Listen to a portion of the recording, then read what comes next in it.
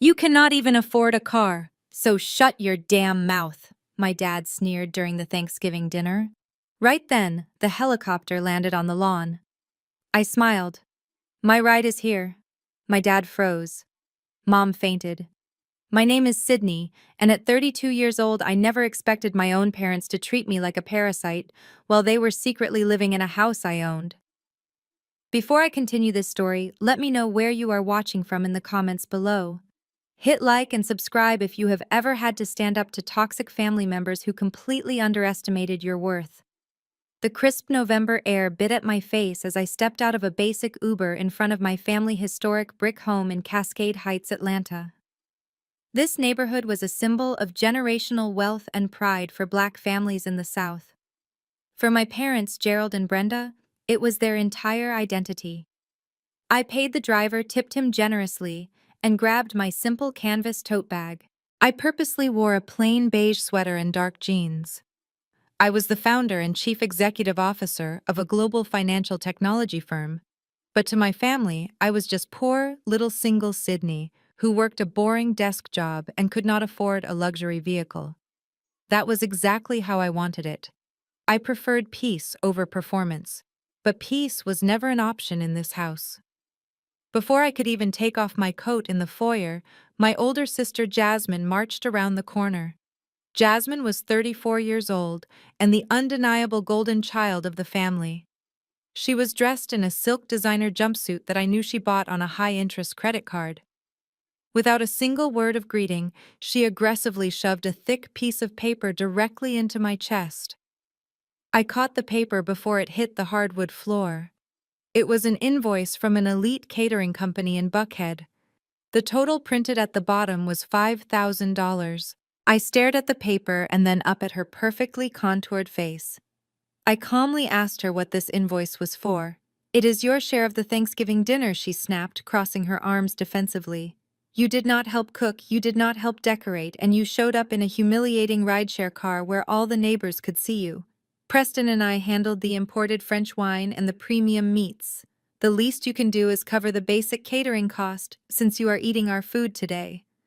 Before I could point out the absolute absurdity of paying $5,000 for a dinner I barely wanted to attend, my mother Brenda swept into the hallway. She adjusted her expensive pearls and looked me up and down with absolute disgust. "Do not start causing drama the minute you walk through the door, Sydney," my mother scolded. Her voice dripped with that familiar condescension I had endured my entire life. "Your sister and her husband are doing incredibly well. Preston is a very important hedge fund manager, and he expects a certain standard of elegance for the holidays. We cannot have you ruining the aesthetic with your cheap attitude. You are 32 years old, unmarried, and taking an Uber to a family holiday. You owe us this much just for embarrassing us in front of the community." I took a deep breath, forcing myself to remain completely calm. I looked past my mother into the formal dining room. I could see the spread on the long oak table. The so-called $5,000 catering was nothing more than frozen macaroni and cheese from a bulk warehouse store dumped into my late grandmother Crystal's serving dishes alongside a dry-looking turkey. "Last year, I woke up at 5 in the morning to cook everything from scratch," I replied, keeping my voice steady and even. "I paid for all the groceries myself, and you threw my entire tray of homemade gravy into the garbage can because Preston said he was allergic to black pepper. Now you want me to pay $5,000 for frozen side dishes just so Jasmine can pretend she is hosting a luxury event for her social media followers." Jasmine dramatically gasped, placing a hand over her chest. "Mom, tell her to stop disrespecting my husband. Preston is a provider. He brings actual wealth into this family, unlike her." My mother immediately stepped closer to me, her eyes narrowing with anger. She pointed a manicured finger an inch from my face. "You will pay that bill, Sydney. You have no mortgage, no husband, and no responsibilities. You just hoard whatever pathetic little salary you make while your sister is out here building an empire with a successful man. Quite frankly, it is pitiful that we even have to ask you to contribute. You should be begging to help elevate this family instead of acting like a stubborn child." I looked at the invoice again. I knew for a fact that the catering company listed on the paper belonged to one of Jasmine's close friends. She was not asking me to pay for dinner. She was trying to scam me out of $5,000 to cover her own shopping debts while using a fake invoice to do it. The sheer audacity of the manipulation was breathtaking. They honestly believed I was stupid enough to just hand over my hard-earned money out of guilt and shame. I folded the paper neatly and slipped it into my pocket. "I am not paying for this," I said flatly. "Not a single cent." My mother's face turned a violent shade of red. Before she could start screaming, another voice echoed from the top of the grand staircase. It was heavy with arrogant amusement and carried an undeniable tone of white savior superiority. "Well, well, well, who is crying now?" Preston descended the grand staircase slowly, making sure all eyes were on him. He was 36 years old and dressed like he was attending an exclusive country club regatta instead of a family holiday dinner in Atlanta. He wore a crisp pastel blue button-down shirt tucked perfectly into beige chinos and expensive leather loafers without socks. His blonde hair was meticulously styled to look effortlessly casual, and his smile was a calculated weapon he used to disarm everyone in his path.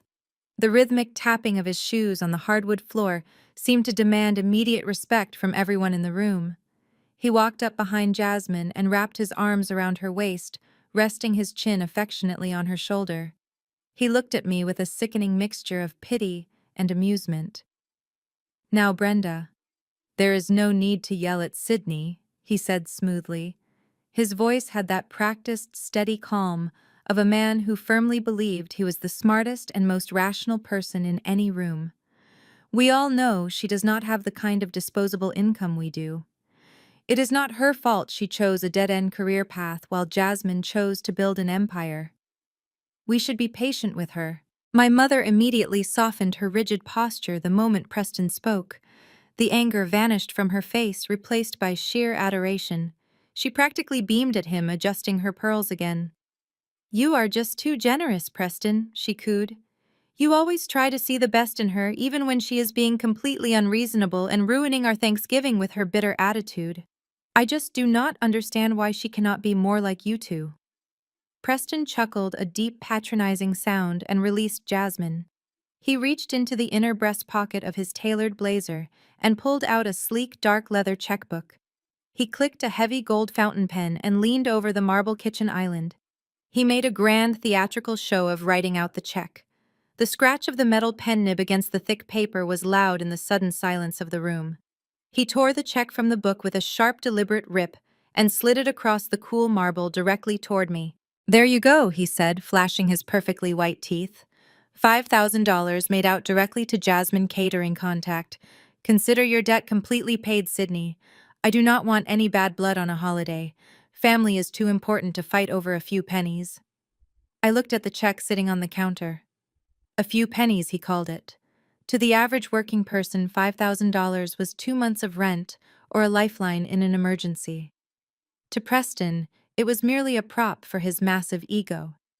He desperately wanted to look like the benevolent white savior swooping in to rescue his poor black in-laws from their own petty squabbles. It was a role he played constantly, and my parents ate it up every single time, ignoring the subtle disrespect hidden beneath his charity. "Thank you," baby Jasmine purred, kissing him dramatically on the cheek. "See, Sydney, that is what a real man does. He provides for his family, and he protects his wife. Maybe if you fixed your awful attitude, you could find someone to take care of you too, instead of struggling alone in some tiny apartment."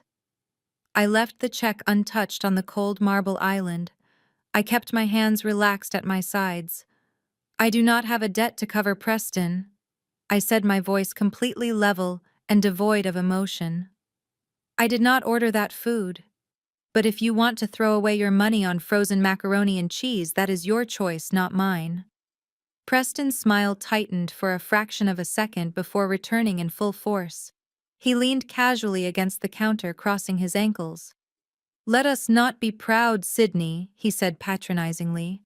"We all know how much you struggle. Taking the public bus or riding in cheap ride shares cannot be easy on you, especially at your age. In fact, I am feeling particularly giving today. He reached into his front pocket and pulled out a polished silver money clip thick with cash. He slowly peeled off 5 crisp $100 bills, making sure I saw exactly how much he was holding. He walked over and laid the cash right on top of the $5,000 check. "Here is a little extra for you," he said, his tone dripping with fake sympathy. $500 in cash just for you. You can use it to buy some decent clothes, or maybe put it toward a down payment on a reliable used car. A Toyota, or a Honda perhaps. Something practical for your situation, so you do not have to rely on strangers to drive you around. I stared at the cash. Preston never gave away money without a heavy string attached. He was a hedge fund manager who calculated every single return on his investments. He did not do charity. $500 in cash was not a gift, it was a bribe. "What is the exact catch, Preston?" I asked, simply tilting my head. Preston laughed loudly, as if I had just told a hilarious joke. "No catch at all." "Sydney," he insisted, holding his hands up in mock surrender. "I just want to help out my little sister-in-law get back on her feet. Oh well, there is just one tiny little favor you could do for me after dinner. Nothing major at all. Just a minor legal document that needs your quick signature. Just some old family estate paperwork Gerald and I are cleaning up for tax purposes before the end of the year. It will literally take you 2 seconds to sign, and then you can take the cash and go enjoy the rest of your evening." The trap was finally set, and it was so transparent, it was almost insulting. They wanted me to sign away something highly valuable in exchange for $500 and a cleared fake debt. They were banking heavily on the assumption that I was so desperate for cash that I would blindly sign whatever they put in front of me without reading the fine print. They genuinely thought I was financially illiterate. I looked past Preston to my father Gerald, who had just walked into the kitchen from the hallway. He was avoiding my eyes, staring intently at the floorboards and nervously rubbing his hands together. My mother was holding her breath, waiting for me to take the bait. Jasmine was smirking, convinced they had already won the game. I slowly reached out and picked up the $500. Preston's smile grew wider, a triumphant, greedy gleam flashing in his eyes. He thought he had bought my total compliance for the price of a cheap television set. I looked at the crisp green bills in my hand, feeling the texture of the paper. Then I placed them gently back onto the counter, right next to his gold pen. "I am going to have to pass on your generosity, Preston," I said, keeping my voice soft but firm. "I do not sign legal documents without reading them thoroughly first, and I certainly do not accept pocket money from men who lease their luxury sports cars." The room went dead silent. Jasmine's smug smirk vanished instantly. Preston's face flushed a deep, angry pink as the casual insult landed directly on his fragile ego. I knew for an absolute fact that the pristine Porsche sitting in the driveway was not bought with his successful hedge fund money. My company data algorithms had flagged his highly questionable credit behavior months ago, but he did not know that I had access to that kind of global financial information. "Are you completely crazy?" my mother hissed, breaking the suffocating silence. "He is offering you free money, and you are disrespecting him in my house. You are so hopelessly ungrateful, Sydney." "It is fine, Brenda." Preston interrupted, his voice noticeably tighter and higher than before. He was trying incredibly hard to maintain his cool, sophisticated facade, but I could clearly see a thick vein pulsing furiously in his neck. "If Sydney wants to be difficult and refuse a generous holiday gift, that is her problem. We will discuss the estate paperwork at the dinner table where Gerald can explain it to her properly. Maybe she will finally listen to her own father." He grabbed the $500, snatched it off the counter, and shoved it back into his pocket forcefully. He left the $5,000 check on the marble, though leaving it as a silent, mocking reminder of his supposed financial dominance over me. "Dinner is served," Jasmine announced loudly, desperate to break the heavy, uncomfortable tension settling over the room. "Let us go into the formal dining room before the food gets cold." She linked her arm tightly through Preston's arm and shot me a venomous glare before leading him away. My mother lingered for a brief moment, shaking her head at me in sheer disgust and disappointment. "You are a massive fool, Sydney," she muttered under her breath, before turning on her heel and following them out. I stood alone in the large kitchen for a moment, taking a slow, deep breath to center myself. The smell of the frozen turkey was beginning to waft through the house, mixing with the scent of expensive perfume and cheap lies. They thought they were leading a naive lamb to the slaughter today. They had absolutely no idea they were sitting down to dinner with the butcher. I adjusted my plain beige sweater, smoothed out my jeans, and walked calmly toward the dining room, ready to see exactly what minor legal document they were so desperate for me to sign. I walked into the formal dining room and took my usual seat at the far end of the long mahogany table. The room was suffocatingly hot and smelled of artificial cinnamon candles and roasted meat. My father Gerald was already standing at the head of the table holding a large carving knife, like a king holding a scepter. He wore a tailored suit vest that stretched too tightly across his stomach. He was beaming proudly at Preston, who was sitting to his immediate right in the seat of honor. Jasmine was seated next to Preston, glowing with self-satisfaction. My mother Brenda took her place to the left of my father. I was placed closest to the kitchen's swinging door, exactly where they wanted me. "Now, before we begin eating, I want to propose a toast," my father announced, raising his crystal glass. He did not even glance in my direction. "I want to toast to the man who made this incredible spread possible.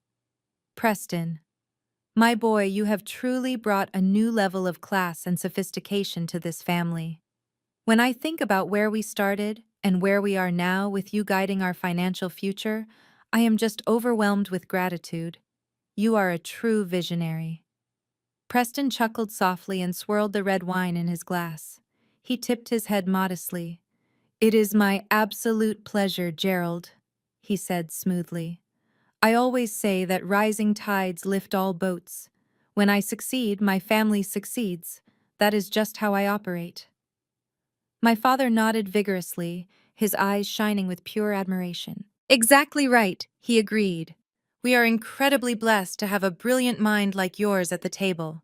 Sydney, go to the kitchen and get the extra napkins, and bring out the ice bucket for Preston water. His glass is getting warm." I stared at my empty plate for a brief second. I was not a guest at this dinner, I was the unpaid help. I stood up without a word and walked back into the kitchen. I grabbed the linen napkins and the silver ice bucket. When I returned, my mother was already chiming in on the praise parade. "I was just telling the ladies at the country club about your new investment strategies, Preston," my mother said, leaning forward eagerly. "They were all so impressed. It is so rare to find a man who understands the global market the way you do. You have given Jasmine such a beautiful life. We never have to worry about her future." Jasmine reached over and stroked Preston's arm affectionately. "He works so hard, Mom," she purred. "Sometimes he is up until 3 in the morning analyzing stock trends and taking calls from overseas clients.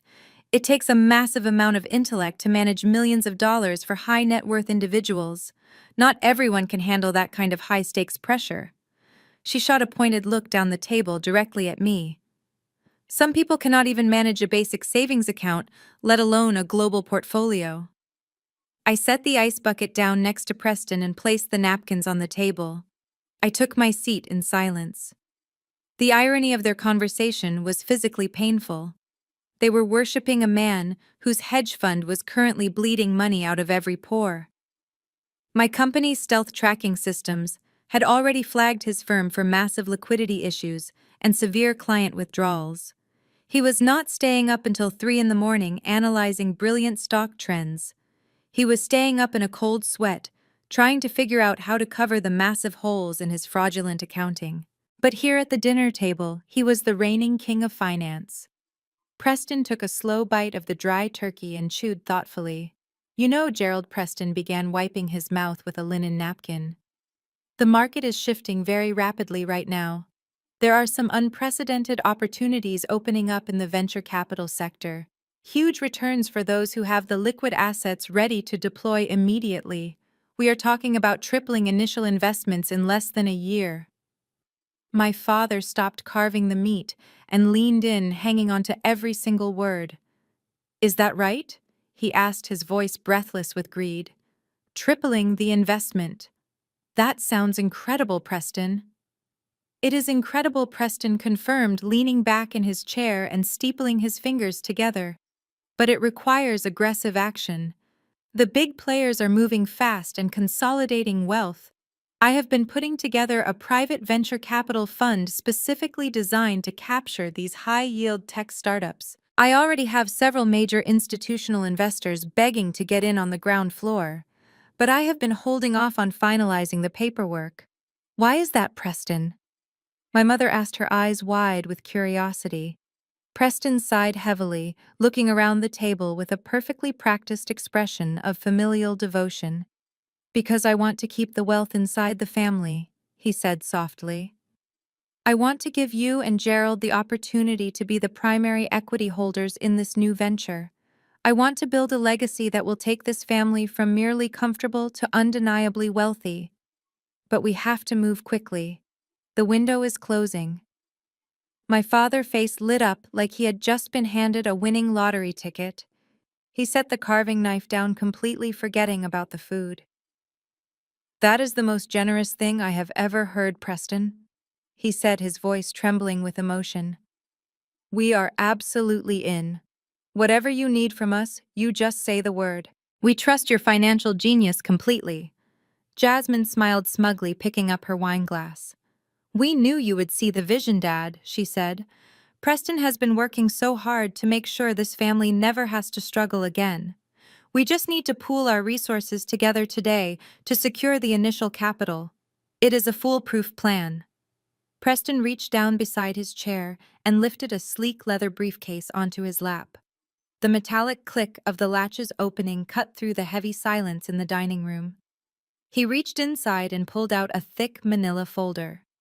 With a smooth, practiced motion, he opened the folder and extracted a crisp stack of legal papers. He did not hand them to my father.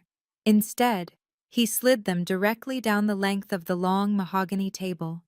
The papers glided past the crystal water glasses and the silver gravy boat, stopping exactly inches from my plate. I looked down at the bold black letters printed at the top of the first page. It read, "Quitclaim deed." I felt a cold knot tighten in my stomach. I knew exactly what a quitclaim deed was. My grandfather Theodore had left me a 25% ownership stake in this historic Cascade Heights home when he passed away. He had bought this house in cash during the height of the civil rights movement. It was his pride and joy, a symbol of Black excellence and resilience in the South. He had specifically put my name on the deed alongside my parents because he knew they were financially irresponsible. He wanted to ensure I always had a piece of my heritage to fall back on. Now Preston and Jasmine were trying to strip that security away from me right over the Thanksgiving turkey. Preston leaned forward, resting his elbows on the table and tenting his fingers. It is a very simple administrative procedure, Sydney, he said, his voice dripping with that familiar, condescending patience. As I mentioned, we are pooling our assets to secure the initial capital for the new venture fund. Gerald and Brenda have graciously agreed to take out a maximum equity line of credit on this house. It is a brilliant financial move on their part. Unlocking debt equity to create liquid capital is exactly how the top 1% builds generational wealth. Jasmine took a delicate sip of her wine and smiled at me. We are finally leveling up, she added smoothly. But because your name is technically on the deed along with Mom and Dad, the bank needs your signature to release the funds. You are just signing over your minor share to Mom and Dad, so the loan can go through smoothly. It is just a formality, really. A formality, I repeated softly. You want me to sign away my inheritance, my quarter of our grandfather legacy, so you can hand the equity over to Preston. My father slammed his hand flat on the table, causing the silverware to rattle against the china. Do not use that disrespectful tone with him, Gerald barked, his eyes blazing with sudden anger. Your grandfather left you that share because he wanted you to contribute to this family. Well, this is your chance to finally contribute. Preston is offering us a seat at a table we could never reach on our own. He is elevating our wealth and securing our future. All you have to do is sign a single piece of paper. I looked at my father, feeling a profound sense of pity mixed with disgust. He was so desperate to be perceived as wealthy by his country club friends that he was willing to blindly hand over the only real asset he had left to a man he barely knew. He had completely bought into Preston's illusion of grandeur. "And what exactly do I get out of this transaction, Preston?" I asked, keeping my eyes locked firmly on his pale face. "If I sign away my equity to fund your new venture, what is my return on investment?" Preston laughed, a short dismissive sound that grated against my nerves. "Well, Sydney, you do not actually have any capital to invest, so you will not be an equity partner in the fund," he explained, as if he were speaking to a slow child. "But as I said earlier, I am a generous man. Once the first round of returns comes in next quarter, I will personally buy you a reliable used car, and we can probably arrange a small monthly stipend for you so you do not have to struggle so much with your rent. Think of it as an allowance for playing along." My mother nodded enthusiastically from the other end of the table. "You see how well he takes care of us?" she chimed in, her voice high and desperate. "He is treating you like his own sister Sydney. You have absolutely no use for a quarter of a house you do not even live in. You are just holding us back from achieving our true potential. It is incredibly selfish of you to sit there and act like you are losing something when Preston is handing you a perfectly good car and free money." I stared at the quitclaim deeds sitting on the table. The sheer audacity of their plan was staggering. They wanted to steal hundreds of thousands of dollars in property value from me in exchange for a used car and a pathetic monthly allowance. They honestly believed I was desperate enough and stupid enough to fall for it. But the darkest joke of all was something they did not even know yet. They could not take out a loan on this house because they no longer owned it. My financial firm had quietly purchased the property out of foreclosure 2 years ago after my parents secretly defaulted on a previous loan to pay off Jasmine's massive credit card debts. The deed sitting in front of me was completely worthless because I was already the sole legal owner of the entire estate. But I could not reveal that card just yet. I needed them to dig their hole a little deeper before I buried them in it. I picked up the document and slowly flipped to the second page. My eyes scanned the legal jargon Preston had drafted. It was predatory and ironclad, designed to permanently strip me of any future claims to the property or any potential profits. "I am not signing this," I said, my voice steady and resolute. I placed the papers back on the table and pushed them away from me. "I will not give up my share of Grandfather House to fund a venture capital pipe dream." The temperature in the room seemed to drop 10 degrees in a single second. The fake smiles vanished. The polite pretense evaporated. My father's face twisted into an ugly sneer. He stood up from his chair, tossing his linen napkin onto his plate. "You ungrateful little brat!" he shouted, his voice echoing harshly off the dining room walls. "You have been a disappointment since the day you were born. Your sister went out and found a man who can provide for us, a man who actually understands how the real world works, and you sit there in your cheap clothes acting like you know better than him. You are an anchor dragging this family down." Jasmine slammed her hands on the table. "You are ruining everything, Sydney," she screamed, her perfect composure breaking. "You are doing this just because you are jealous of me. You have always been jealous that I have a successful husband and a beautiful life, while you have absolutely nothing." Preston did not yell.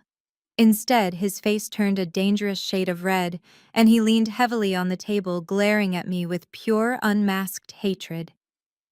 "You are making a massive mistake, Sydney," he warned, his voice dropping to a low, threatening whisper. "You do not understand the kind of money and power we are talking about here. You are a simple office worker who lives paycheck to paycheck. If you do not sign that paper right now, I promise you I will make sure you never see a single dime from this family ever again. You will be cut off completely." I looked at the three of them standing over me like a pack of rabid wolves ready to tear me apart for a few scraps of meat. They were threatening to cut me off from a fortune that did not even exist.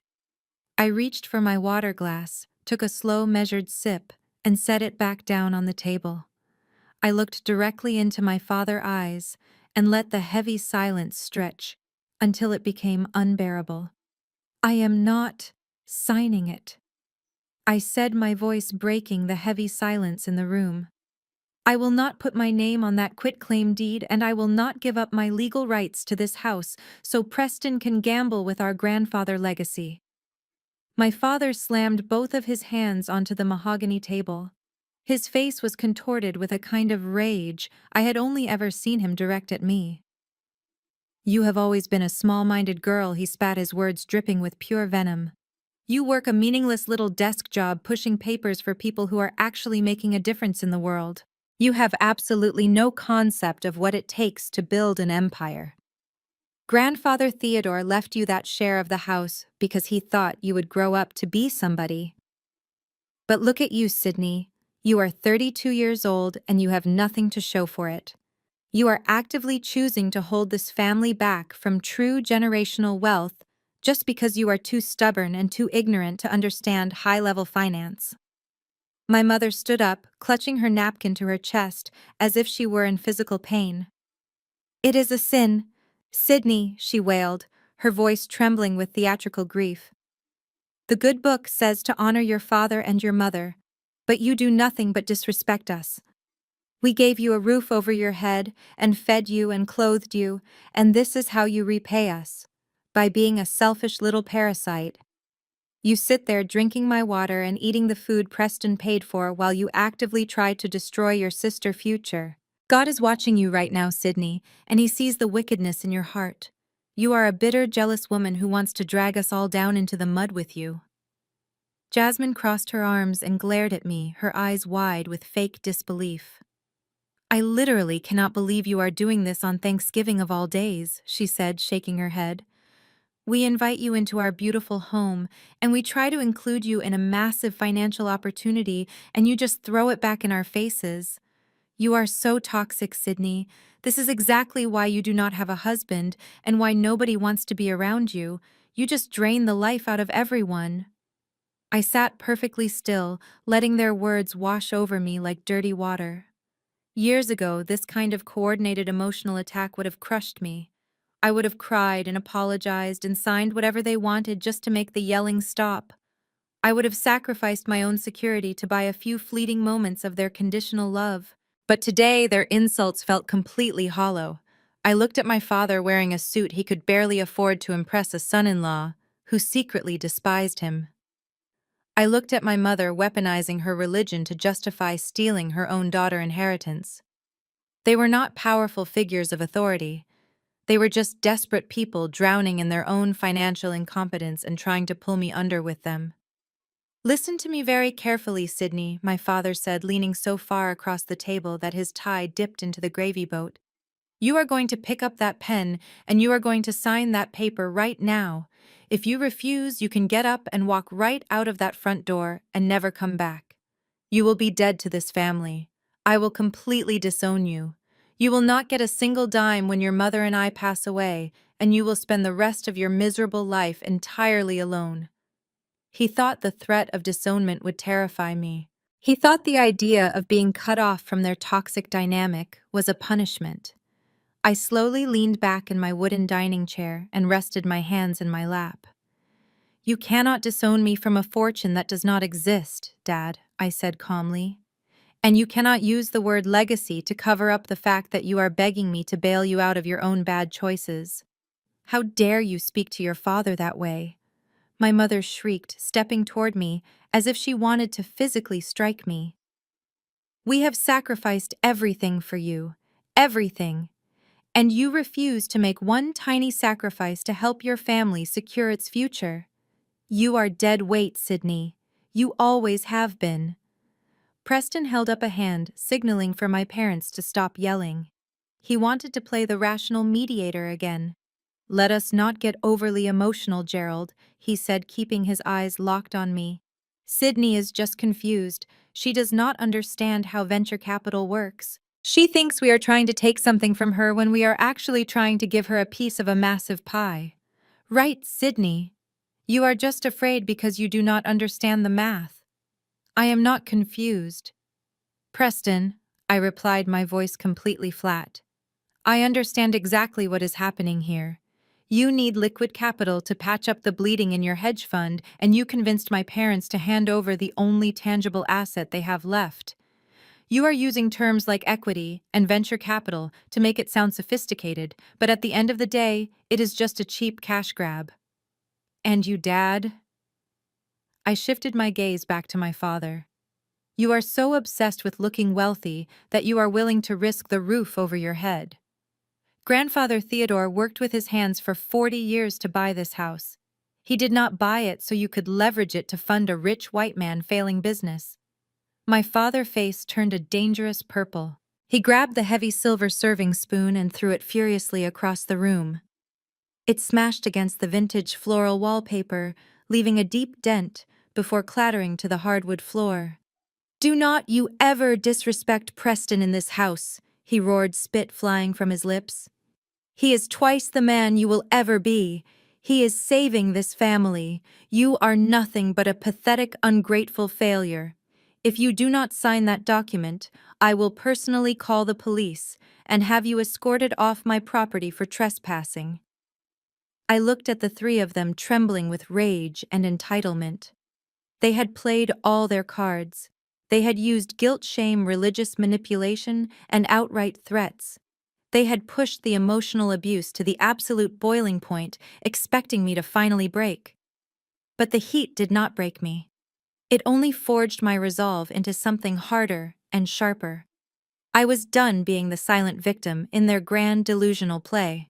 It was time to start dismantling their perfect little world piece by piece.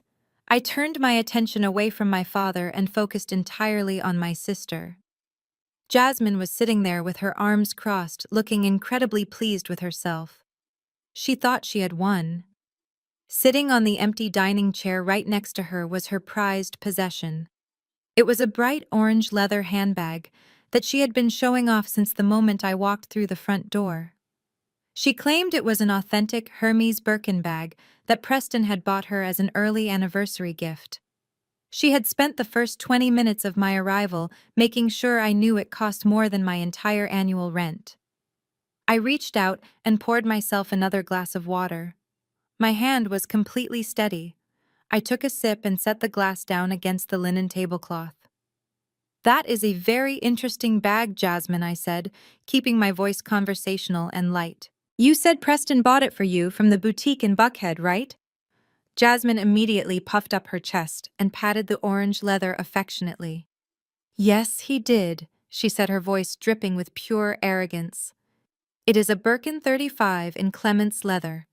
There is a 2-year waiting list just to be offered the chance to buy one, but Preston has incredible connections. He knows the store director personally. It is an investment piece, Sydney. Something that actually appreciates in value, unlike your cheap canvas tote bag sitting in the hallway." I nodded slowly, leaning forward just a little bit.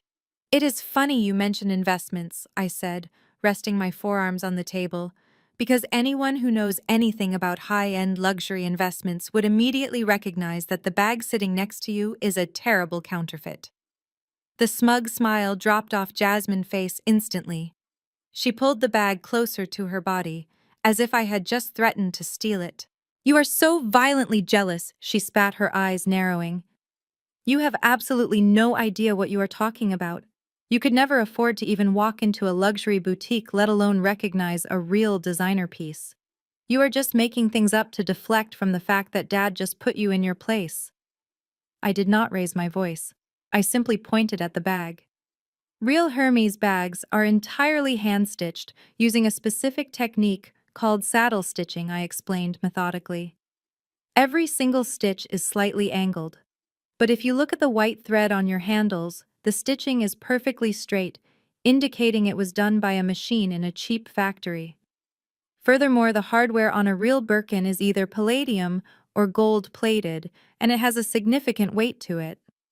Your hardware is excessively shiny and has a slight brassy undertone, which means it is basic alloy metal. I can also see from here that the blind stamp behind the strap is entirely the wrong font size." My mother gasped and placed a hand over her heart. "Sydney, stop this ridiculous lying right now," she scolded. "Preston makes 7 figures a year. He does not buy his wife fake bags. You are just trying to embarrass your sister because you are bitter. Preston shifted uncomfortably in his chair. His face was starting to look slightly pale. Now, Brenda, let us not get worked up, he said, his voice lacking its previous absolute authority. Sydney is clearly just lashing out because she is embarrassed about her own financial shortcomings. We should just ignore her. I ignored Preston and kept my eyes locked on my sister. Jasmine was staring at her bag, and her hands were slightly trembling. The worst part is the smell, I continued relentlessly. Even from across the table I can smell the distinct chemical odor of polyurethane treatment. Real Clement's leather smells rich and earthy. Yours smells like a discount shoe store.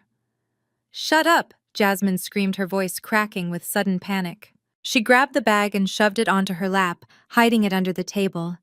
You are a liar. Preston bought this for me. I have the receipt and the authenticity card. Hermes does not issue authenticity cards, Jasmine, I stated flatly. They never have. So if you have a card, that just proves my point even further. But you already knew that, did not you? Because Preston did not buy you that bag. You bought it yourself. My father frowned, looking back and forth between Jasmine and me. What are you talking about, Sydney? He demanded.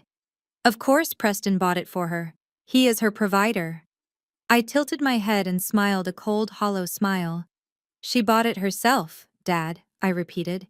She bought it 3 weeks ago from a replica website based overseas, and she paid exactly $450 for it. I know this because she used her Capital One Platinum credit card to make the purchase. The same credit card that currently has a balance of $14,000 and is 90 days past due. Jasmine's face drained of all color. She looked like she had just been slapped across the face with a brick. Her mouth opened and closed, but no sound came out. That is a complete fabrication, my mother yelled, standing up from her chair. Jasmine does not have credit card debt. Preston takes care of all her expenses. She lives a life of absolute luxury. Does she? I asked, raising an eyebrow. Because according to public financial records and aggressive debt collection protocols, Jasmine has maxed out 4 different credit cards in the last 6 months. She owes $14,000 to Capital One, $9,000 to Discover, and another $12,000 to American Express. They have already moved her accounts to third-party collection agencies. She is drowning in debt trying to keep up this fake rich housewife aesthetic for her social media followers. You are hacking into my personal information, Jasmine shrieked, tears of sheer humiliation finally springing to her eyes. She pointed a shaking finger at me. Dad, she is illegally spying on me. Make her stop. Make her get out of this house right now. I am not hacking anything, I said, keeping my tone perfectly even. When you default on multiple lines of credit, your debt gets sold off and it becomes a matter of public record for any financial institution that runs a basic background check. I work in the financial sector, Jasmine. Information is literally my job. It is not my fault you are leaving a massive paper trail of financial ruin while pretending to be wealthy. My father looked at Preston, expecting him to immediately shut down my claims and defend his wife's honor. But Preston was strangely silent. He was staring at his half-empty wine glass, his jaw clenched so tightly a muscle was ticking in his cheek. He knew Jasmine was in debt because he was in even deeper debt himself. They were 2 broke people pretending to be millionaires and building a house of cards that was rapidly collapsing right over the turkey and cranberry sauce. Preston, tell her she is lying. My father pleaded, his voice losing a bit of its aggressive edge. Tell her Jasmine does not have $35,000 in credit card debt. Preston cleared his throat and avoided my father's eyes. Gerald. It is complicated, he muttered softly. We have some assets tied up right now, and Jasmine had some unexpected personal expenses. It is nothing I cannot handle once the venture capital fund is approved. My mother let out a small, choked gasp and sank back into her chair. She looked at Jasmine's cheap orange bag with a sudden horrifying realization. The perfect illusion was starting to crack, and the reality bleeding through was ugly and desperate. They had built their entire identity around being better than me, and wealthier than me, but the truth was finally out in the open. Jasmine was not a high society elite. She was a woman carrying a plastic bag filled with past due notices, I watched my sister wipe a tear of pure rage from her cheek. She was breathing heavily, looking at me with undisguised hatred. She wanted to scream again, but she knew any more lies would only make her look worse. The silence in the dining room was deafening, replacing the loud, arrogant boasting from just 10 minutes ago. I had not yelled, I had not cursed, and I had not thrown any tantrums. I simply held up a mirror to their pathetic lies and let them destroy themselves. But I was not finished yet. I turned my gaze from my sister tears to my brother-in-law perfectly styled hair, ready to tear down the rest of his fragile facade. I looked directly at Preston, who was suddenly very interested in smoothing out a microscopic wrinkle in his expensive chinos. "You know, Preston," I said, breaking the heavy silence, "I find it incredibly fascinating how you talk about venture capital and liquid assets. You talk a very big game for a man who does not even own the car sitting in our driveway." Preston Head snapped up his eyes, darting toward the front window, even though the driveway was not visible from the dining room. "I have no idea what you are talking about, Sydney," he said, his voice tight. "That Porsche outside is a symbol of the hard work and dedication I put into my firm. It is the result of long nights and strategic investments. You would not understand the kind of vehicle a senior executive requires to maintain a proper image." I nodded slowly, resting my chin on my folded hands. "Image is definitely the right word," I agreed. "Because everything about you is just an image. You did not buy that car, Preston. You leased it from a luxury rental group in Buckhead on a short-term 6-month contract to impress your new clients." My father let out a nervous chuckle, trying to brush off the tension. "Well, leasing is a very smart financial move," Gerald said, attempting to sound knowledgeable. "All the wealthy businessmen lease their cars, Sydney. It is a tax write-off. Preston knows exactly what he is doing." I kept my eyes locked on Preston, watching the color slowly drain from his perfectly tanned face. "Leasing is a smart financial move if you actually make the monthly payments," I said. "But when you miss 3 consecutive payments on a heavily depreciated lease, the rental agency stops caring about your executive image." Preston slammed his hand flat on the table, his composure finally cracking. "Shut your mouth right now," he demanded, pointing a shaking finger at me. "You are completely out of line. You sit there in your cheap clothes making up ridiculous lies because you are so intimidated by my success. I own that car. I own my firm. I own everything I touch.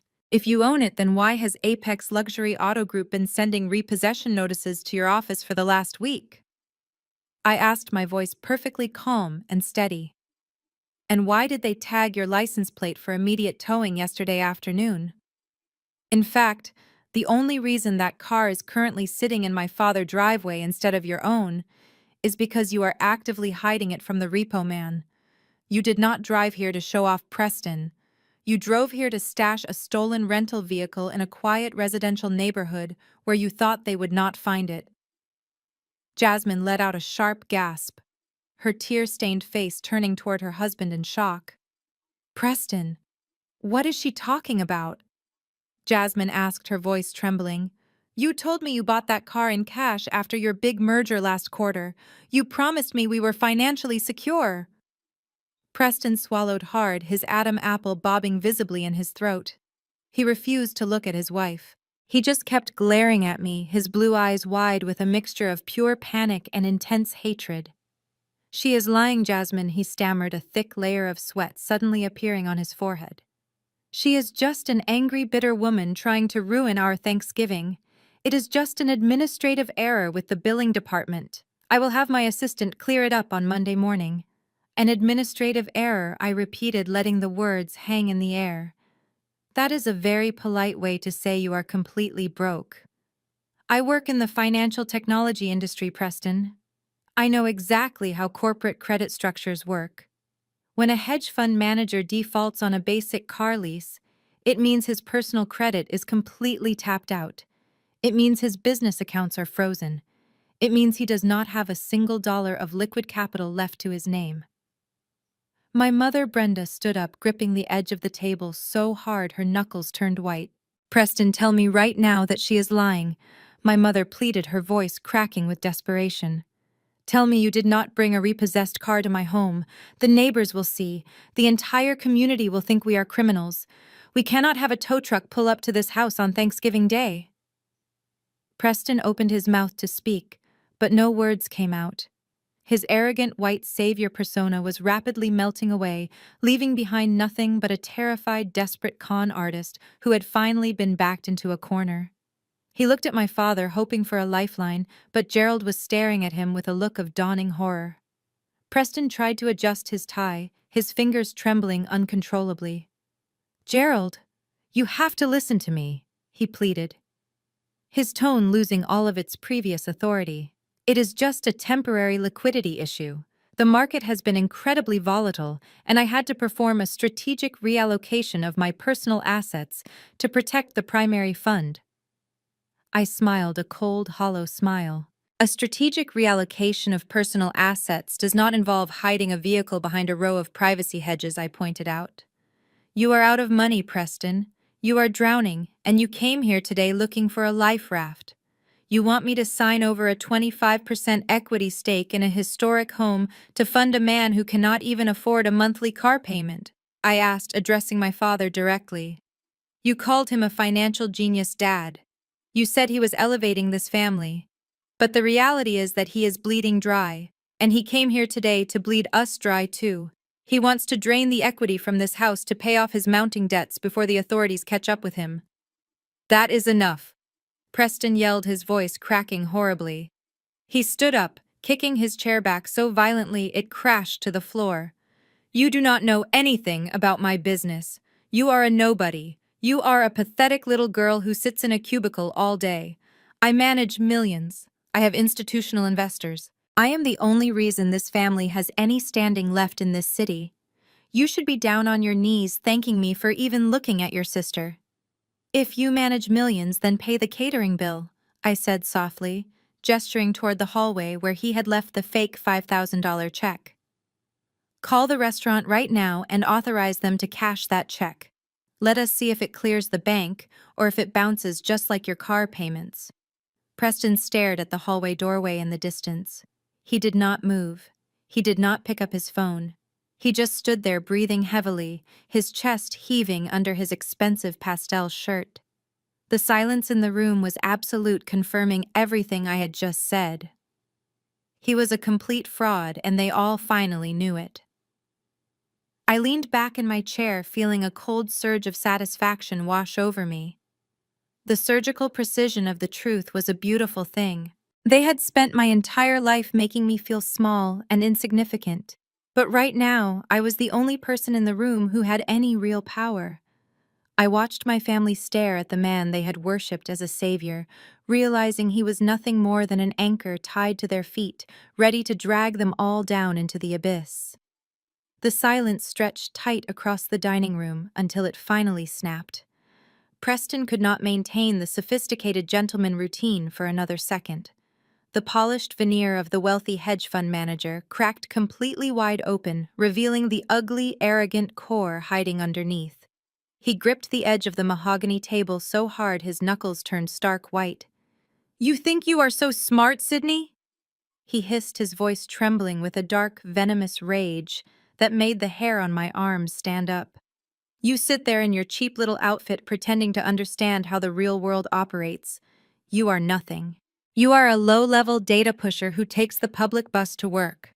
You have absolutely no idea what it takes to survive in the elite financial circles I walk in." He stepped away from his chair, pacing the length of the room like a trapped animal. He ran a hand through his perfectly styled blonde hair, messing it up in his frantic anger. His face was flushed an angry red, and the condescending smirk he usually wore was replaced by a vicious sneer. "I came into this family, and I gave you people respectability," he continued, his voice growing louder and more unhinged with every word. "Do you have any idea what my colleagues said when I told them I was marrying a woman from Southwest Atlanta? They laughed behind my back. They told me I was marrying down. But I defended you. I defended this family. I brought Jasmine into high society, and I tried to pull all of you out of this pathetic generational mediocrity. I tried to elevate your status, and this is the thanks I get. Being interrogated and insulted by a bitter spinster who cannot even afford to pay her own rent. I watched him reveal his true colors without saying a single word. The subtle racism and blatant classism were dripping from every single syllable he spoke. He had always viewed my family as a charity case, a pet project he could use to boost his own massive ego. He genuinely thought he was the great white savior descending into the ghetto to rescue the poor black family from their own ignorance and financial illiteracy. My mother gasped, pressing her linen napkin to her mouth. "Preston, please," she begged, her voice trembling with panic. "Do not say things like that. We know how much you have done for us. We appreciate you. Sydney is just confused. She does not speak for this family. Please do not let her ruin this beautiful holiday." "Shut up, Brenda!" Preston snapped, turning his furious glare directly onto my mother. The sheer disrespect in his voice made my stomach turn, but my mother just shrank back into her chair, taking the verbal abuse exactly as I expected she would. "I am entirely done playing nice with you people. I offered you the opportunity of a lifetime to leverage this dusty old house into actual capital, and instead, you let this ignorant little girl lecture me about my own finances. You are all exactly what they say you are, small-minded and poor." Jasmine was sobbing openly now, dark mascara running down her perfectly contoured cheeks. "Preston, stop it, you are ruining everything," she cried, reaching out a shaking hand for his arm. He violently yanked his arm away from her touch, leaving her grasping at empty air. "You ruined it, Jasmine," he snarled, glaring at his own wife with pure disgust. "You and your pathetic, desperate need to show off to your little friends. You maxed out those credit cards because you are desperate to look like you belong in my world, but you do not belong. None of you do. You are just pretending." I looked at my father, expecting him to finally stand up and defend his wife and his daughter. I expected the proud patriarch of the family to throw this racist, arrogant fraud out of his house immediately. Grandfather Theodore would have dragged Preston out by his expensive collar the second he disrespected my mother. But Gerald just sat there frozen in fear. His entire sense of self-worth was so deeply tied to Preston approval that he was willing to let the man insult our entire bloodline right to our faces. "You are a coward, Dad," I said, my voice slicing clearly through the chaotic yelling and the heavy sobbing. "He is standing in Grandfather House calling us small-minded and poor, and you are just going to sit there and let him do it. You are going to let him talk to your wife that way just because you think he has a checkbook." That was the breaking point for my father. But his anger was not directed at the man who had just insulted his entire existence. His anger was directed entirely at me, the person who had forced him to look in the unvarnished mirror. Gerald's face turned a dark, mottled purple. He stood up so fast his heavy wooden chair crashed backwards onto the hardwood floor with a loud bang. He slammed both of his fists down onto the dining table, making the crystal water glasses jump and clatter against the fine china plates. "Do not you dare call me a coward in my own house," Gerald roared, his voice echoing violently off the dining room walls. "You caused this, Sydney. You came in here with your jealous, bitter attitude, and you provoked him on purpose. Preston is a highly stressed man dealing with high-level corporate issues, and you pushed him over the edge with your ridiculous lies about his car and his business. He is not dealing with corporate issues, Dad," I fired back, refusing to back down an inch. "He is broke. He is a criminal. He just admitted that he thinks we are beneath him, and you are still sitting there trying to protect his feelings." "I do not care about a leased car," Gerald screamed, spit flying from his lips as he pointed a shaking finger directly at my face. "He is a man who knows how to make big moves. He is a man who understands true wealth, something you will never ever understand. You have spent your entire life being a massive disappointment to your mother and me. You sit there judging us, judging him, acting like you are so morally superior because you read a few public records on the internet." He took a heavy, threatening step toward me, his eyes wide and completely unhinged with fury. "You are a worthless parasite, Sydney. You bring absolutely nothing to this table. You have no husband, you have no house, and you cannot even afford a damn car, so shut your mouth." The hateful words ripped through the room, hanging in the suffocating air like a toxic dark cloud. "You cannot even afford a damn car, so shut your mouth." It was the ultimate insult, the final declaration of his complete lack of respect for my humanity. In his eyes, human value was solely determined by material possessions and flashy displays of wealth. Because I chose to live quietly and hide my massive wealth from their greedy hands, I was entirely worthless to him. He was willing to sacrifice his own flesh and blood to protect the fragile ego of a broke white con artist who secretly hated him. I looked at my father and felt the very last remaining thread of my familial attachment snap completely in half. There was no sadness left inside my chest. There was no grief over losing a family I never really had. There was only a cold, hard, clinical clarity. They had drawn their line in the sand. They had chosen the fake illusion over the harsh reality. They had chosen the abusive fraud over their own loyal daughter. I slowly stood up from my wooden dining chair, picking up my simple canvas tote bag from the floor. I did not cry. I did not yell back. I just looked at the three of them standing there in the complete ruins of their fake luxury Thanksgiving dinner.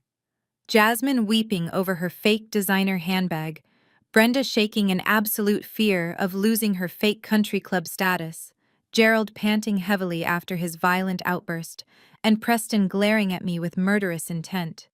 "You are absolutely right, Dad," I said, my voice eerily calm and quiet against the ringing silence of the room. "I do not have a car. But I think you will find that I do not actually need one today." Before my father could ask what I meant by that cryptic statement, the crystal chandelier above the dining table began to violently shake. It started as a low, heavy vibration deep beneath the floorboards of the historic house. The intricate crystal chandelier hanging directly above the mahogany dining table began to sway back and forth. Its delicate glass prisms clinked together in a frantic, chaotic rhythm, casting wild dancing shadows across the floral wallpaper. The water inside the expensive goblets rippled violently, spilling over the rims and soaking into the pristine white linen tablecloth. My father stopped breathing entirely. The furious red color drained from his face, leaving him looking pale and suddenly very old. He froze with his mouth half open, staring up at the ceiling in complete confusion. For a brief second, I think he genuinely believed the house was experiencing a severe earthquake. But the tremor did not come from the ground. It came from the sky. Within seconds, the low vibrations swelled into a deafening mechanical roar that seemed to press against our eardrums with an agonizing physical weight. It sounded as though a massive freight train had derailed and was currently tearing directly through the roof of the estate. The noise was absolute and all-consuming. It swallowed every other sound in the room, drowning out the frantic ticking of the grandfather clock and the heavy breathing of my panicked family members. My mother Brenda clapped both of her hands tightly over her ears and let out a high-pitched scream of pure terror, but I could not hear her voice at all. I could only see the absolute panic twisting her features as she dropped to her knees. The sheer force of the downdraft hit the back of the brick house like a Category 5 hurricane. The tall glass French doors that led out to the manicured patio began to rattle so violently against their brass hinges that I expected the glass to shatter inward at any second. The wind outside was so powerful, it forced its way through the tiny cracks in the window frames. The heavy velvet curtains were whipped wildly into the air, knocking over the tall brass candlesticks that Jasmine had so carefully arranged. Hot wax splattered across the table and onto the fake designer handbag Jasmine had dropped on the floor. A sudden violent gust ripped straight down the brick chimney of the dining room fireplace. It blew a massive cloud of dark gray soot and old ash directly across the room, covering the frozen macaroni and cheese and the dry turkey in a thick layer of filthy dust. The luxurious Thanksgiving dinner they had tried to force me to pay $5,000 for was completely destroyed in a matter of seconds. Jasmine fell to the floor, weeping hysterically, as the black soot rained down on her expensive silk jumpsuit, ruining the pristine, wealthy aesthetic she had sacrificed so much to project. I stood perfectly still next to the table, watching their fake world physically crumble around them. I did not cover my ears, and I did not run for cover. I simply turned my head and looked out through the rattling French doors. A massive dark shadow suddenly eclipsed the bright November afternoon sun, plunging the dining room into an eerie twilight. Descending slowly from the sky with a terrifying predatory grace was a sleek black twin-engine corporate helicopter. It was an absolute monster of aviation engineering. It was not a standard news chopper or a basic medical transport. It was a flying fortress designed for billionaires and elite executives. Its exterior was painted in a matte black finish that seemed to absorb the light around it, and its heavily tinted windows completely hid the occupants inside. It hovered just a few feet above the lush green grass of my grandfather-beloved backyard. The hurricane-force winds generated by the massive spinning rotor blades were completely decimating the outdoor landscape my parents cared so much about. My mother prized rose bushes were flattened to the dirt. In an instant, their delicate red petals ripped away and scattered into the violent air. Heavy wrought iron patio chairs that weighed 50 pounds each were tossed across the lawn like cheap plastic toys, scraping against the stone pathways. The expensive outdoor heating lamps Jasmine had rented for the evening were blown violently backward, crashing into the wooden fence and shattering into hundreds of pieces. My father stumbled backward away from the glass doors, tripping over the edge of the expensive Persian rug. He fell hard onto his hands and knees, scrambling backward like a frightened child trying to escape a monster. His eyes were wide with a primal terror as he stared at the unbelievable sight unfolding in his own backyard. He had spent his entire life trying to project an image of wealth and power, but faced with the literal physical manifestation of unimaginable corporate money, he was reduced to absolute panic. Preston was standing entirely paralyzed near the head of the ruined table. His jaw was hanging wide open and his hands hung limply at his sides. He was a hedge fund manager who leased his cars and faked his lifestyle. He knew exactly what kind of unimaginable wealth it took to operate a private twin-engine helicopter. He knew that whoever was inside that machine possessed a level of financial dominance that he could not even begin to comprehend. The blood completely drained from his perfectly tanned face, leaving him looking like a terrified ghost. The arrogant smirk was gone. The white savior complex was completely shattered. He was just a broke, desperate man staring at the sky in absolute horror. The heavy metal skids of the black helicopter finally touched down onto the manicured green lawn with a heavy resounding thud that we could feel in our teeth. The engines began to power down slightly, but the massive rotor blades continued to spin, sending relentless waves of wind crashing against the back of the house. The smell of burning jet fuel seeped through the window frames, mixing with the smell of the ruined cinnamon candles and the soot-covered turkey. It was the scent of absolute, undeniable power. My family remained frozen on the floor, too terrified to move or speak. They stared at the dark tinted windows of the helicopter, waiting in sheer, agonizing suspense to see what kind of powerful entity had just landed in their backyard. They had absolutely no idea that the massive wealth they were so terrified of had been sitting quietly at the end of their dining table the entire time. The deafening roar of the helicopter blades slowly began to shift into a lower-pitched whine as the pilot reduced the engine power. The hurricane-force whines that had been battering the back of the historic brick house finally began to ease up just enough for my family to break out of their absolute paralysis. My father was the first one to move. He scrambled up from his hands and knees, his expensive suit covered in fireplace soot and dust. He stumbled toward the rattling glass patio doors, shielding his eyes from the flying debris outside. My mother Brenda and my sister Jasmine slowly crawled up from the floor, clutching each other in absolute terror. They followed my father to the French doors, peering out through the glass like frightened animals trapped in a cage. Preston remained standing near the head of the ruined dining table, his face completely pale and his entire body trembling. He looked like a man who was about to face an execution squad. He slowly turned his head to look at me, his eyes wide with a desperate, confused question he was too terrified to ask out loud. I did not run to the window, I did not shield my eyes or cower in fear. I calmly reached across the soot-covered table and picked up my crystal glass of red wine. It was the only thing on the table that had not been completely ruined by the chaos. I took a slow, deliberate sip, savoring the rich taste as I watched my family press their faces against the glass doors. I swallowed the wine and set the heavy crystal glass back down onto the mahogany table with a soft clink that somehow echoed loudly in the room.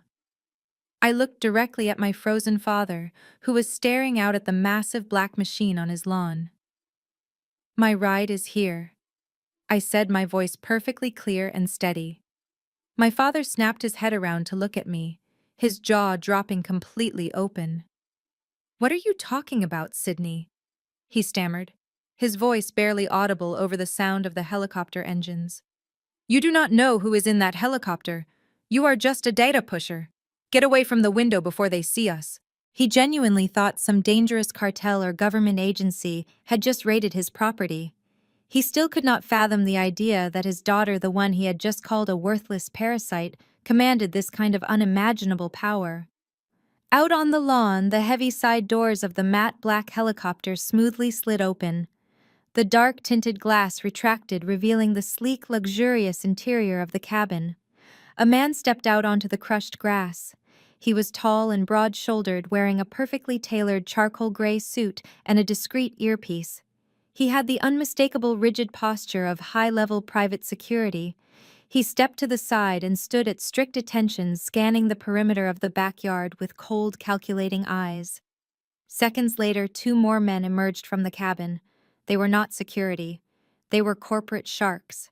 They wore impeccable navy blue suits that cost more than my father's entire wardrobe. One of them was holding a thick black leather briefcase securely in his right hand. They moved with absolute precision and purpose, ignoring the chaos of the ruined garden around them. They did not look like men who were lost or making an emergency landing. They looked like men who were arriving to execute a highly planned hostile takeover. The three men began walking purposefully across the lawn, heading directly for the glass patio doors where my family was standing. Their polished leather shoes crunched over the shattered remains of jasmine, rented heating lamps, and my mother flattened rose bushes. They did not even glance down at the destruction. Their eyes were locked entirely on the house. My mother let out a terrified whimper and grabbed my father's arm, pulling him backward away from the glass. "Gerald, what do they want?" she cried, her voice cracking with panic. "Why are they coming to our house? Did Preston do something illegal? Is it the government?" She immediately turned her suspicion onto the white savior she had been worshipping just 10 minutes ago. Her loyalty was completely conditional, and the moment real danger arrived, she was ready to throw him to the wolves. Preston backed away from the table, his breathing becoming shallow and rapid. He bumped into the wall and just slid down until he was practically crouching on the floor. He was muttering under his breath, shaking his head back and forth in complete denial. He knew exactly what corporate lawyers looked like, and he knew they were not here to offer him a friendly venture capital deal. He was a fraud who had spent months running from his creditors, and now the ultimate collector had seemingly dropped out of the sky to collect his absolute ruin. I smoothed down the front of my simple beige sweater and walked right past my trembling parents. I reached out and grabbed the brass handle of the patio door. "What are you doing?" my father hissed, grabbing my shoulder. "Do not open that door, Sydney. Are you completely insane? They could be dangerous. Let me handle this." He was still trying to play the patriarch, still trying to maintain some illusion of control over a situation that was light years beyond his comprehension. He wanted to puff out his chest and pretend he could negotiate with the men outside. I looked down at his hand resting on my shoulder. "Remove your hand from me, Dad," I said, my tone so icy and authoritative that he physically flinched and pulled his arm back as if he had been burned. "You are not handling anything today. You just spent the last hour telling me I am a massive disappointment who cannot even afford a cheap car. So I suggest you stand back and watch how the real world operates." I turned the brass handle and pushed the heavy glass door open. The remaining wind from the helicopter blades whipped through my hair and the smell of aviation fuel hit my face. I stepped out onto the brick patio, leaving my terrified family cowering inside the ruined dining room. The men in the tailored suits stopped walking as soon as I stepped outside. The lead security guard immediately crossed his hands in front of his waist and bowed his head in a deep gesture of absolute respect. The two corporate lawyers followed suit, lowering their heads in complete deference to my presence. Through the open patio doors, I could hear my mother let out another loud gasp. They were watching the men in the million-dollar suits bow to the daughter they had just treated like a beggar. The sheer cognitive dissonance was breaking their minds. They could not process what they were seeing. Their entire worldview was being dismantled right in front of their eyes. I walked forward to meet my team, feeling the warm sun on my face. The days of hiding my wealth were officially over, and it was time to introduce my family to the empire I had built while they were busy underestimating me. I stepped off the brick patio, and my low heels sank slightly into the soft grass of the ruined lawn. The lead security guard fell into step exactly 2 paces behind my right shoulder, while the two corporate lawyers flanked my left side. It was a perfectly choreographed formation that we had practiced countless times arriving at global summits and hostile boardrooms. But executing it in the backyard of my childhood home in Cascade Heights felt infinitely more satisfying. I did not look back at the dining room, but I could hear the slow shuffling of footsteps as my family finally found the courage to creep out onto the patio behind me. The matte black helicopter sat idle on the grass, its massive engines emitting a low, powerful hum. The bright afternoon sun caught the metallic silver lettering painted sharply across the side of the aircraft. I knew exactly when Preston finally saw that logo. I heard a sharp, agonizing gasp echo from the patio, followed by the sound of someone stumbling heavily against the brick wall of the house. The silver letters spelled out, Aegis Financial. In the global financial sector, Aegis was not just a company, it was an absolute titan. It was a multi-billion-dollar conglomerate known for its aggressive market strategies and ruthless acquisitions of failing firms. For the past 6 months, Aegis had been the darkest shadow hanging over Preston and his crumbling hedge fund. We had systematically cornered his market, dismantled his investor confidence, and executed a brutal, hostile takeover that left his firm completely hollowed out. We had bought his debt for pennies on the dollar and stripped his assets down to the studs. He had spent weeks terrified of the faceless executives at Aegis who were currently liquidating his entire life work. He had begged for meetings with our board of directors, and we had ignored every single one of his desperate emails. Preston knew the Aegis logo the way a condemned man knows the face of his executioner. He had lost sleep over it. He had ruined his own marriage trying to outrun it. And now that very same logo was parked on the lawn of the family he so deeply despised. I turned around slowly to face them. My father was staring at the helicopter, his mouth hanging open in complete awe. My mother and Jasmine were clinging to each other, their eyes wide with confusion. But Preston was a completely different story. He was leaning heavily against the brick wall, clutching his chest as if he were having a massive heart attack. His perfectly styled blonde hair was disheveled, and his expensive pastel shirt was drenched in cold sweat. He was staring back and forth between the silver Aegis logo and my calm beige sweater, unable to bridge the massive gap in his reality. "Sydney, what is going on?" my father demanded, his voice shaking with a mixture of fear and forced authority. "Who are these men on my property? Why is there a corporate helicopter sitting on my grass?" He was still trying to act like the patriarch, but his voice cracked horribly on the last word. I ignored my father completely and kept my eyes locked on my brother-in-law. Preston seemed to be shrinking under my gaze, his tall frame curling inward as the horrifying truth began to dawn on him. He remembered every single insult he had hurled at me over the Thanksgiving turkey. He remembered calling me a data pusher and a nobody. He remembered telling me I was too poor to understand high-level finance. He had offered me $500 in pocket money while I was the one holding the keys to his entire existence. "You look a little pale." "Preston," I said, my voice ringing clearly across the patio. "You were just talking so confidently about venture capital and strategic acquisitions." I thought you would be thrilled to see the very people who just acquired your entire portfolio. Preston opened his mouth, but the only sound that came out was a pathetic dry wheeze.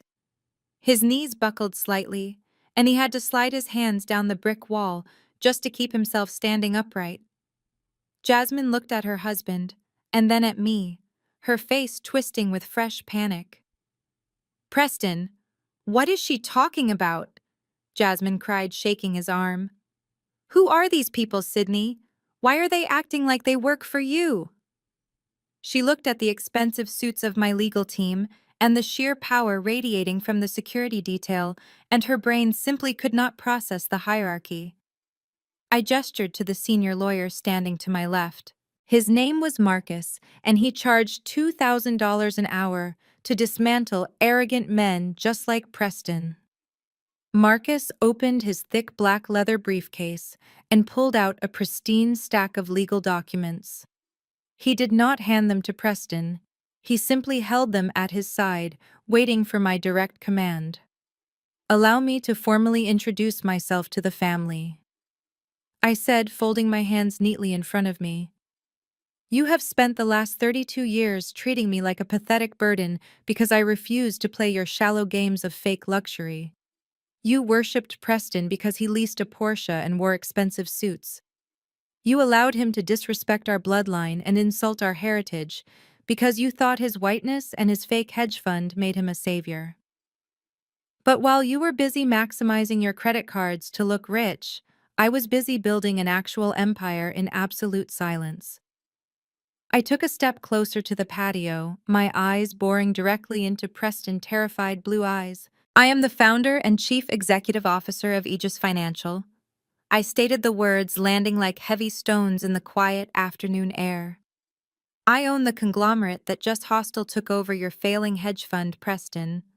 I am the faceless executive you have been begging for a meeting with. I am the person who froze your corporate accounts, and I am the person who authorized the repossession of your rental car." My mother let out a loud, piercing shriek and covered her mouth with both hands. She looked at me as if I had just transformed into an alien creature right in front of her. My father stumbled backward, almost tripping over a broken patio chair. He was shaking his head violently, completely unable to process the fact that the daughter he had just told to shut up was actually a billionaire titan of industry.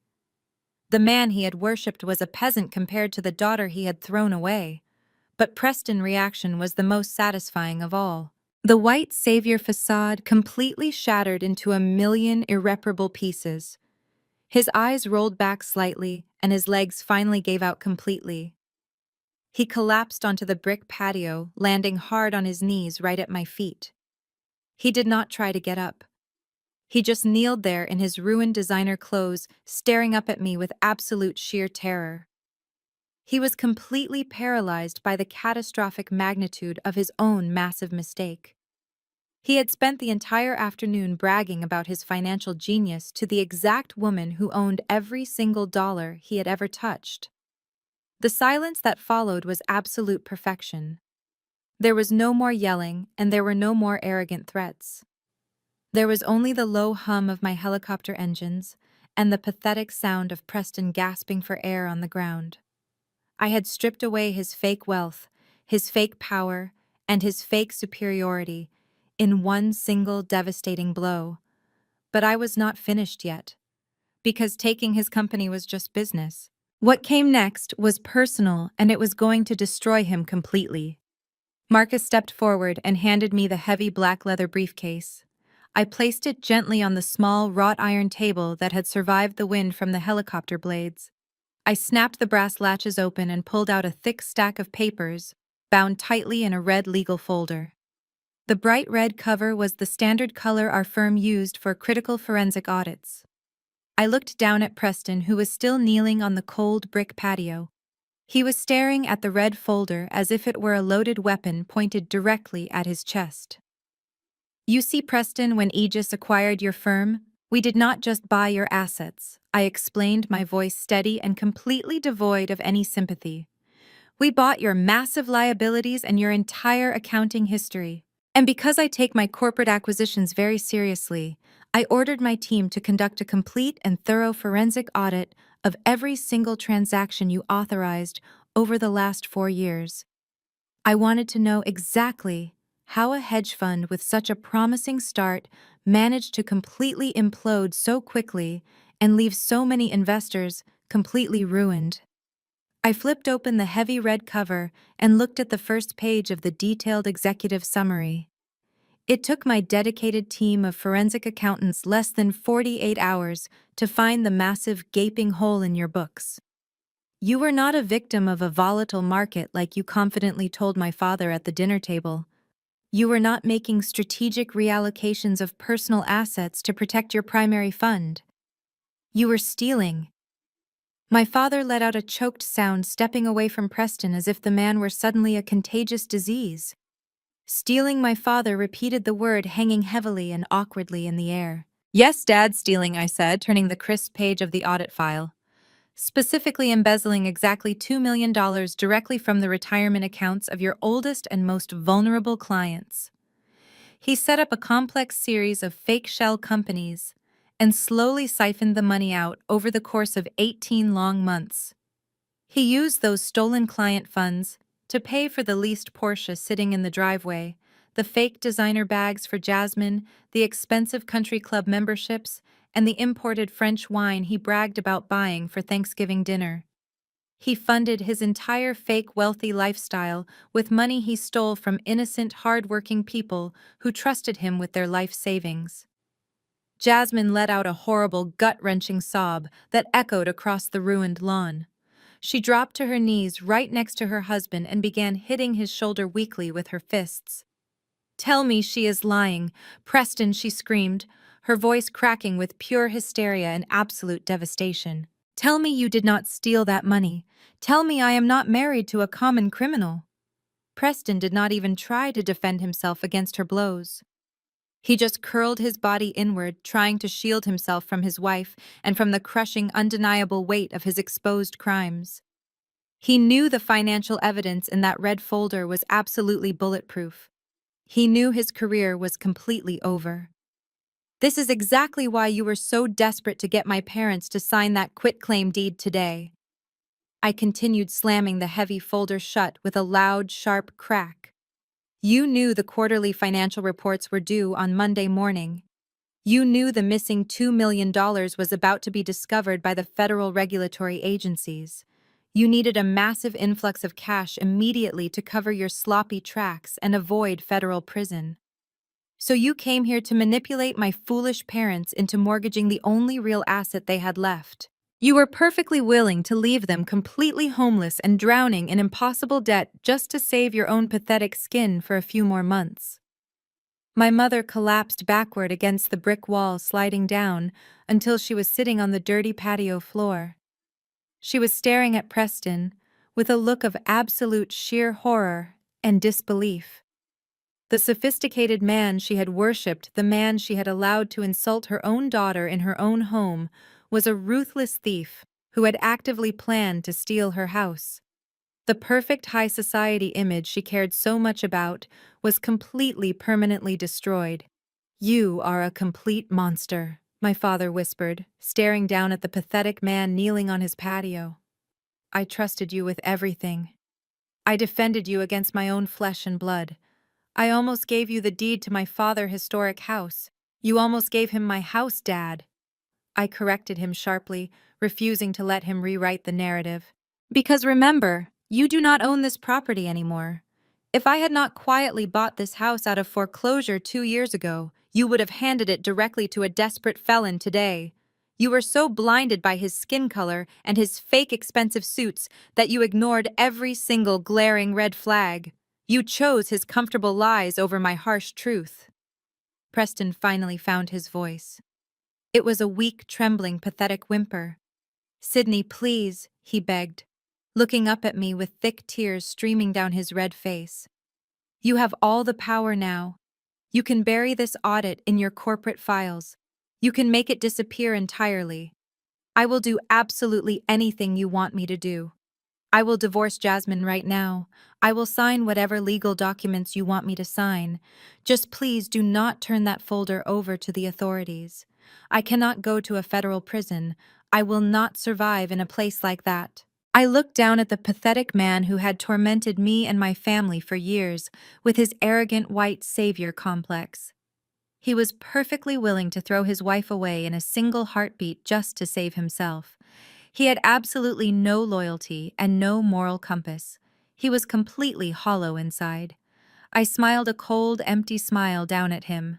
I am afraid you are a little too late for closed-door negotiations, Preston, I said softly. Right at that exact moment, a faint, high-pitched sound began to drift through the crisp November air. It started as a low, distant wail echoing from the main highway several miles away. But it was growing steadily louder and significantly more distinct with every passing second. The rhythmic rising and falling pitch of multiple police sirens cut violently through the quiet, peaceful atmosphere of the upscale Cascade Heights neighborhood. Preston head whipped toward the terrifying sound, his blue eyes wide with absolute sheer panic. "No," he gasped, scrambling backward on his hands and knees like a frightened animal. "No, you did not do this. You could not have done this. I did not just freeze your bank accounts, Preston," I said, my voice ringing clearly over the rapidly approaching sirens. "I am the chief executive officer of a highly regulated global financial institution. When my internal auditors uncover $2 million in federal wire fraud, I am legally obligated to report it immediately." I forwarded the entire contents of this red folder to the Federal Bureau of Investigation and the local Atlanta authorities 2 hours before I even arrived for dinner today. The sound of the heavy sirens was absolutely deafening now, pouring into the quiet neighborhood from multiple directions. The flashing red and blue emergency lights began to reflect off the tall windows of the surrounding historic mansions. The grand illusion was officially over. The great white savior was about to be dragged out of my backyard in cold steel handcuffs, and my family was finally going to watch their entire fake world burn to the ground. Preston scrambled forward on his knees, his hands reaching out to grab the hem of my beige sweater. The man who had spent the last decade making me feel entirely invisible was now weeping at my feet like a terrified child. "Sydney, you have to stop them," he pleaded, his voice thick with snot and desperate tears. "You have to call the FBI right now and tell them it was all a massive misunderstanding. Tell them we are handling the audit internally. I will give you whatever you want. I will sign the hedge fund over to you completely free of charge. Just please do not let them put me in handcuffs. I am a respectable man. I cannot go to jail." I stepped back out of his reach, looking down at his pathetic, trembling hands. "You are not a respectable man, Preston," I said, my voice devoid of any warmth. "You are a thief who targets the elderly, and your hedge fund is already mine. I do not need you to sign anything over to me because my legal team has already seized every single asset you possess. The police are not coming to negotiate, they are coming to arrest you." Jasmine, who had been kneeling next to him in a state of absolute shock, suddenly snapped out of her paralysis. The survival instinct of a true narcissist kicked in with terrifying speed. She violently shoved Preston away from her, causing him to fall sideways onto the brick patio. She scrambled to her feet, her mascara-stained face twisting into a mask of pure, innocent betrayal. She looked at me with wide, terrified eyes, immediately throwing her husband straight under the approaching police cruisers. "I did not know," Sydney, Jasmine screamed, her voice shrill and desperate. "I swear to God, I had absolutely no idea he was doing any of this. He told me the firm was thriving. He lied to me just like he lied to Dad. You cannot let them think I was involved in this. I am a victim here. He completely manipulated me. He is a monster." She pointed a shaking finger at the man she had just claimed was her provider and protector. "You ruined my life," she yelled at Preston, kicking him hard in the shoulder. "You bought me fake bags and you dragged me into a massive federal crime. I am divorcing you the minute they take you away. I will not let you drag my reputation down into the mud with you." Preston stared up at his wife, his jaw dropping open in complete disbelief. "Jasmine, you knew the accounts were frozen," he gasped, clutching his shoulder where she had kicked him. "You knew we were drowning in debt. You begged me to get the money from your parents so you would not lose your country club membership. Do not stand there and act like you are innocent. I am innocent, Jasmine shrieked dramatically, pressing the back of her hand to her forehead. I am just a naive wife who trusted her husband too much. Sydney, you have to believe me. You are my sister. You have to protect me from him. I watched her perform her little one-act play, feeling a deep sense of disgust settling in my stomach. She was perfectly willing to sit at the dinner table and help him steal our parents' house, but the second the consequences arrived, she morphed into a helpless damsel in distress. She had absolutely zero loyalty to anyone but herself. Before I could even respond to Jasmine's pathetic performance, my mother Brenda suddenly pushed her way past her. She rushed toward me, holding her arms out wide as if she were about to wrap me in a massive, loving embrace. The transformation on her face gave me genuine whiplash. The angry, bitter woman who had just called me a selfish parasite was entirely gone. In her place was a beaming, proud mother, looking at me with eyes full of absolute adoration and worship. "Oh, my beautiful, brilliant daughter," my mother cried, stopping just inches away from me. "I knew it. I always knew you were destined for absolute greatness, Sydney. I always told the ladies at church that my youngest daughter was working on something massive in secret. You are a billionaire. My own flesh and blood is the chief executive officer of a global conglomerate. I am just so incredibly proud of you, I could burst." She reached out to touch my arm, but I smoothly stepped backward, crossing my arms over my chest. She let her hands drop, but her manic smile did not falter for a single second. "You did not know anything, Mom," I said, my voice flat and cold. "10 minutes ago, you told me I was dead weight.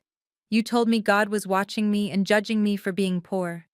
You literally told me to shut my mouth because I could not afford a car." My father, Gerald, suddenly stepped up beside my mother, clearing his throat nervously. He smoothed down his soot-covered suit vest and offered me a wide, forced smile that did not reach his panicked eyes. "Now, Sydney, let us not get bogged down in the heat of the moment," my father said, his tone entirely different from the aggressive roar he had used earlier. "We were just stressed. We were worried about the family finances. We did not know you had already solved all of our problems. You have to understand, we were just trying to push you to reach your true potential. It was tough love, that is all. Tough love," I repeated, the words tasting like ash in my mouth. "You threw a heavy silver serving spoon at my head and threatened to have me escorted off the property for trespassing. That is not tough love, Dad. That is just abuse." "No, no, you misunderstand," Gerald insisted, waving his hands frantically as if he could magically erase the last 2 hours. "We are family, Sydney. We have always loved you. We were just blinded by Preston's terrible lies. He manipulated us. He preyed on our desire to build a legacy. But now that we know the truth, now that we see who the real financial genius in this family is, everything is going to change. We are so incredibly proud to call you our daughter. You are the true pride of the Williams family." The sheer audacity of their rapid pivot was almost impressive. They had spent 32 years treating me like a complete outcast, forcing me to shrink myself down to make their golden child feel better. But the exact second they realized I possessed the one thing they worshipped above all else, money, they immediately changed course, like vultures flocking to a fresh carcass. They did not care about the emotional abuse they had inflicted on me. They did not feel any genuine remorse for their actions. They only cared about how my massive bank account could benefit them. The sound of the sirens was deafening now. Red and blue emergency lights flashed brilliantly through the tall oak trees lining the street. The heavy tires of several police cruisers screeched to a sudden halt directly in front of the historic brick house. Doors slammed open, and the heavy boots of federal agents and local officers began marching rapidly up the front driveway. Preston let out a final pathetic sob, pressing his face onto the cold brick patio. He knew there was absolutely no escape. Jasmine took 2 large steps away from him, desperately trying to distance herself from the criminal she had married. My parents ignored the police completely, their greedy eyes locked entirely on me. They thought the danger had passed. They thought that because I was rich, I was automatically going to step into the role of the new family savior. They had absolutely no idea that I was about to drop the final devastating hammer on their pathetic parasitic existence. Two federal agents in dark windbreakers rounded the corner of the brick house, followed closely by four local police officers. They stepped onto the ruined patio with their hands resting on their utility belts. The lead agent did not even ask for identification.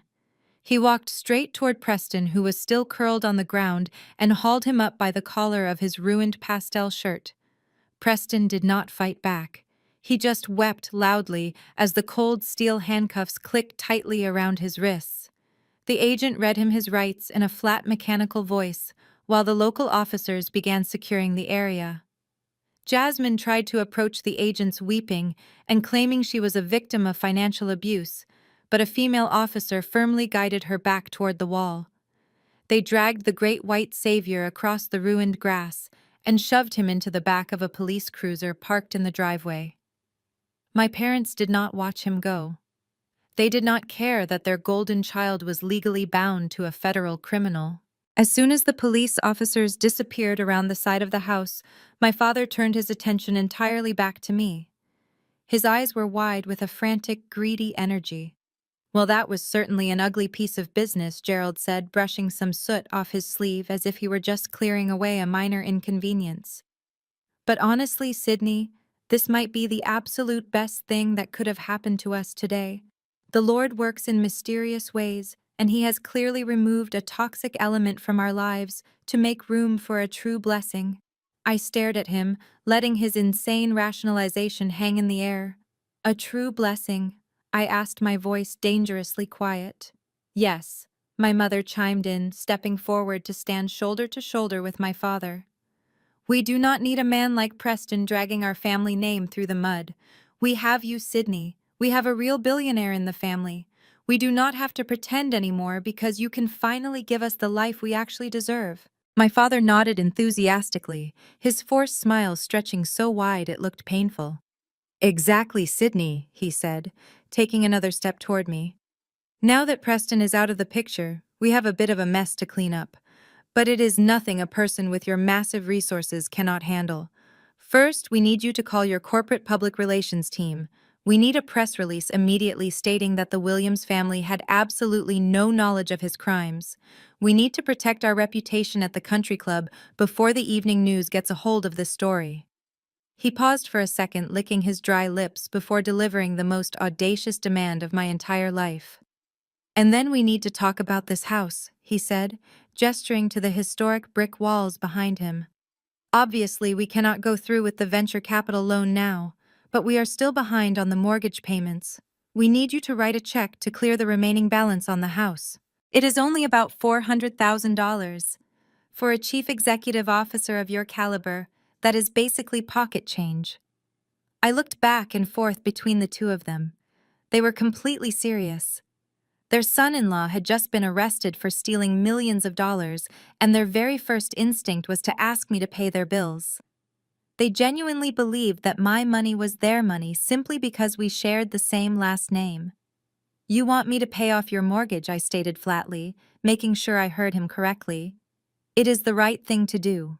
My father insisted, his tone shifting back to that familiar demanding authority he had always used with me. "Grandfather, Theodore left you a 25% stake in this property. That means you have a legal and moral obligation to maintain it. You have been hoarding your massive wealth in secret while your mother and I have been struggling to keep a roof over our heads. It is incredibly selfish of you to sit on billions of dollars while your own family faces financial ruin." My mother nodded her head in vigorous agreement. "We sacrificed everything to raise you, Sydney," she added, her voice taking on a whining, manipulative edge. "We paid for your clothes and your food and your education. You owe us this. And quite frankly, it is the least you can do after embarrassing your sister by exposing her credit card debt in front of everyone. You need to pay off Jasmine debt too, so she can start completely fresh after her divorce." Jasmine sniffled loudly from the corner of the patio, dabbing at her ruined makeup. She nodded in agreement with my mother, stepping away from the brick wall to join them. It is the absolute least you can do. Sydney. Jasmine whined, her voice thick with pure entitlement. I am a victim of severe financial trauma now. I cannot be expected to live in my current apartment with all the terrible memories of Preston. I need you to buy me a luxury condo in Buckhead and completely furnish it. And I am going to need a new car since the Porsche is being repossessed. Just a small Range Rover will be fine. The sheer, blinding audacity of their demands was almost magnificent to witness. They were standing in a backyard, destroyed by my private helicopter, demanding that I use my corporate empire to fund their fake luxury lifestyle.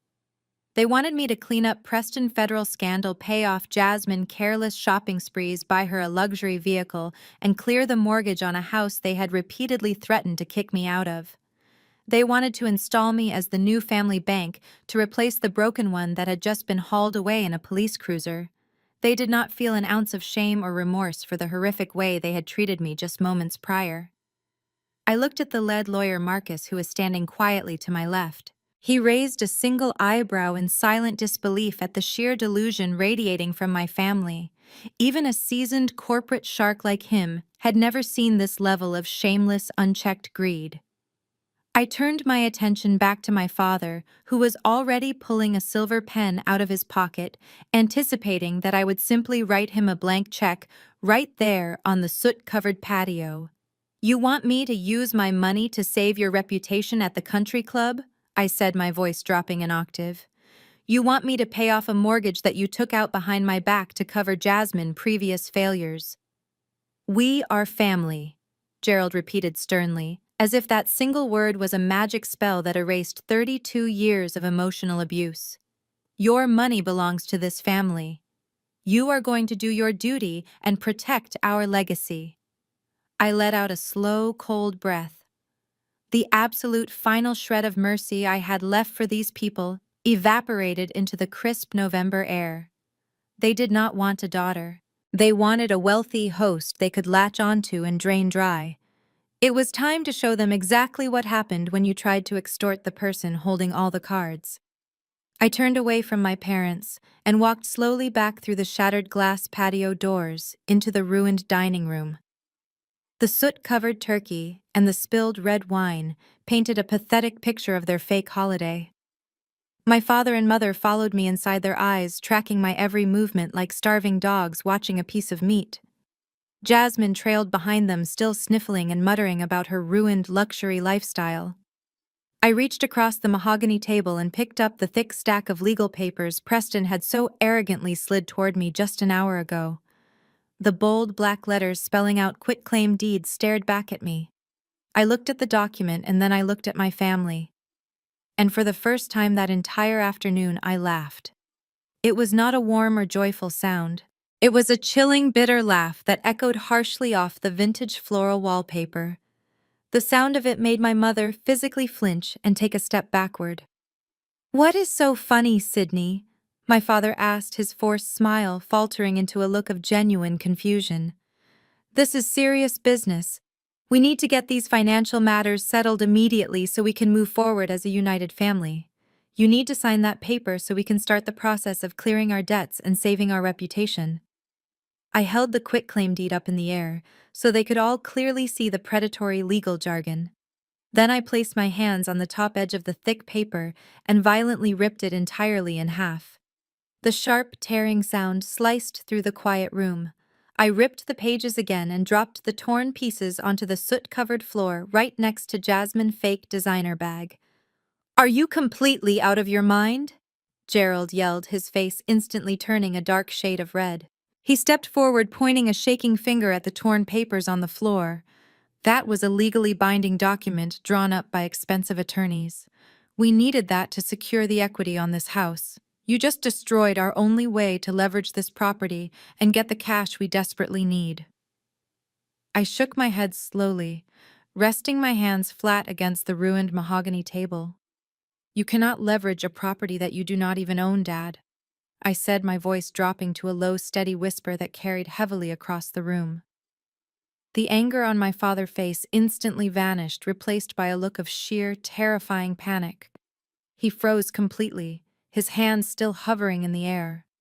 My mother let out a small, choked gasp and grabbed his arm as if her legs were about to give out. "What are you talking about?" Brenda stammered, her eyes darting nervously around the room. "Of course we own this house. Your grandfather Theodore left it to us. It has been in the Williams family for over 40 years. We have the original deed in the safe upstairs." "You have a worthless piece of paper in the safe," I corrected her smoothly.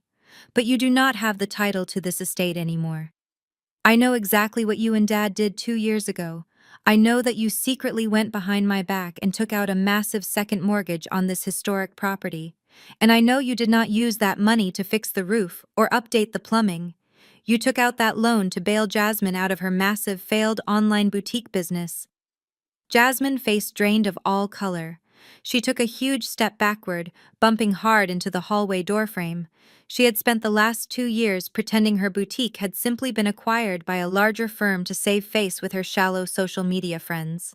She never thought I would uncover the massive financial crater she had left behind.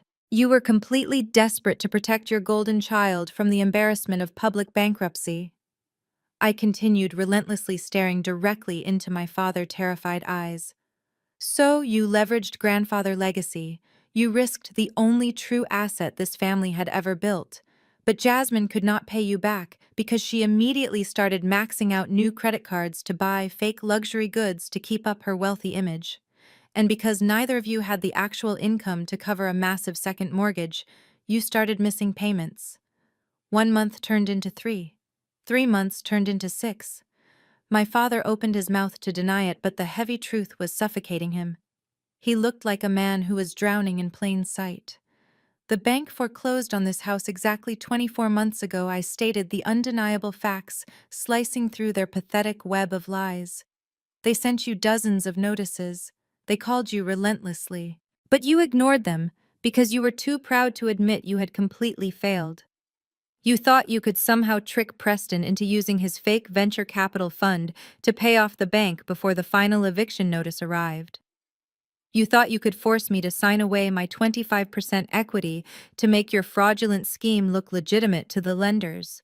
You wanted me to sign a worthless piece of paper to cover up the fact that you had already lost our family home." The silence in the ruined dining room was absolute and devastating. The grand illusion of the wealthy Williams family was completely shattered, lying in pieces on the floor right next to the torn quitclaim deed. My parents had spent my entire life looking down on me from their imaginary pedestal, and now they were standing in the wreckage of their own massive financial incompetence. My mother began to weep loudly, clutching her hands to her chest. "Oh God," she wailed, her voice thick with genuine despair. "It is all gone. We have absolutely nothing left. Where are we going to go, Gerald? The bank is going to send the sheriff to throw our things out onto the street. The entire neighborhood will see us. We will be completely ruined." Gerald suddenly snapped his head up, his eyes locking onto me with a fresh surge of desperate, greedy hope. "Wait!" he gasped, stepping toward the table and holding his hands out toward me. "Wait, Sydney, you can fix this. You just said you are the chief executive officer of a billion-dollar company. You have more money than we could ever imagine. You can just call the bank right now. You can buy the house back for us. You can pay the bank whatever they want and keep this property in the family. We can just start over." I looked at him and let out another cold, hollow laugh. "The bank does not own this house, Dad," I said softly. My father blinked, his forehead wrinkling in total confusion. "But you just said they foreclosed on it," he argued, his voice trembling with desperation. "You said we lost it to the bank." "You did lose it to the bank," I clarified, stepping around the dining table so there was nothing standing between us. "And then the bank put it up for public auction exactly 24 months ago to recoup their financial losses. It was a very quiet corporate auction, the kind of auction that is only accessible to high net worth individuals and institutional investors. The bank wanted their money immediately in cash." I watched the realization slowly begin to dawn behind his eyes, but his brain simply refused to connect the final terrifying dots. He could not comprehend a reality where he was not in control. "When this house went onto the auction block, I did not let a stranger buy it. I continued, my voice ringing with absolute authority. I instructed my corporate attorneys to form a blind limited liability company specifically for the purpose of acquiring this property. I wired the funds directly from my private accounts. I bought this entire estate in cash, paid in full, 24 months ago. The air completely left the room. My mother stopped crying mid-sob. Jasmine's jaw dropped so far open she looked completely absurd. I am the sole legal owner of this historic property, I stated, driving the final nail into the coffin of their arrogance. My name is the only name on the deed. I pay the property taxes. I pay the insurance. For the last 2 years, you have been waking up in my bedrooms, cooking in my kitchen, and hosting your fake luxury parties in my backyard. The family that just sat at this table and called me a worthless parasite has been living completely rent-free in my house. You could hear a pin drop in the dining room. The power dynamic did not just shift, it completely inverted and crushed them under its massive weight. The very foundation they were standing on literally belonged to the daughter they had spent decades abusing. You called me deadweight, Mom, I said, turning my cold gaze toward Brenda. You told me I was holding this family back. But the absolute truth is that I am the only reason you have not been sleeping in a cheap motel for the last 2 years. I protected grandfather's legacy while you actively tried to destroy it. My mother let out a small, pathetic whimper. Sydney, please, she begged, reaching her trembling hands out toward me. We did not know. We had no idea you were the one who saved us. Oh, my sweet girl, you kept a roof over our heads. You are our guardian angel. This is a true blessing from God.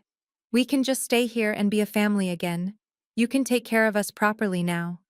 She was still doing it. She was still trying to spin the narrative to benefit her own selfish desires. She thought my ownership of the house meant they were permanently safe. She thought the abuse of the past could simply be swept under the rug because we shared a bloodline.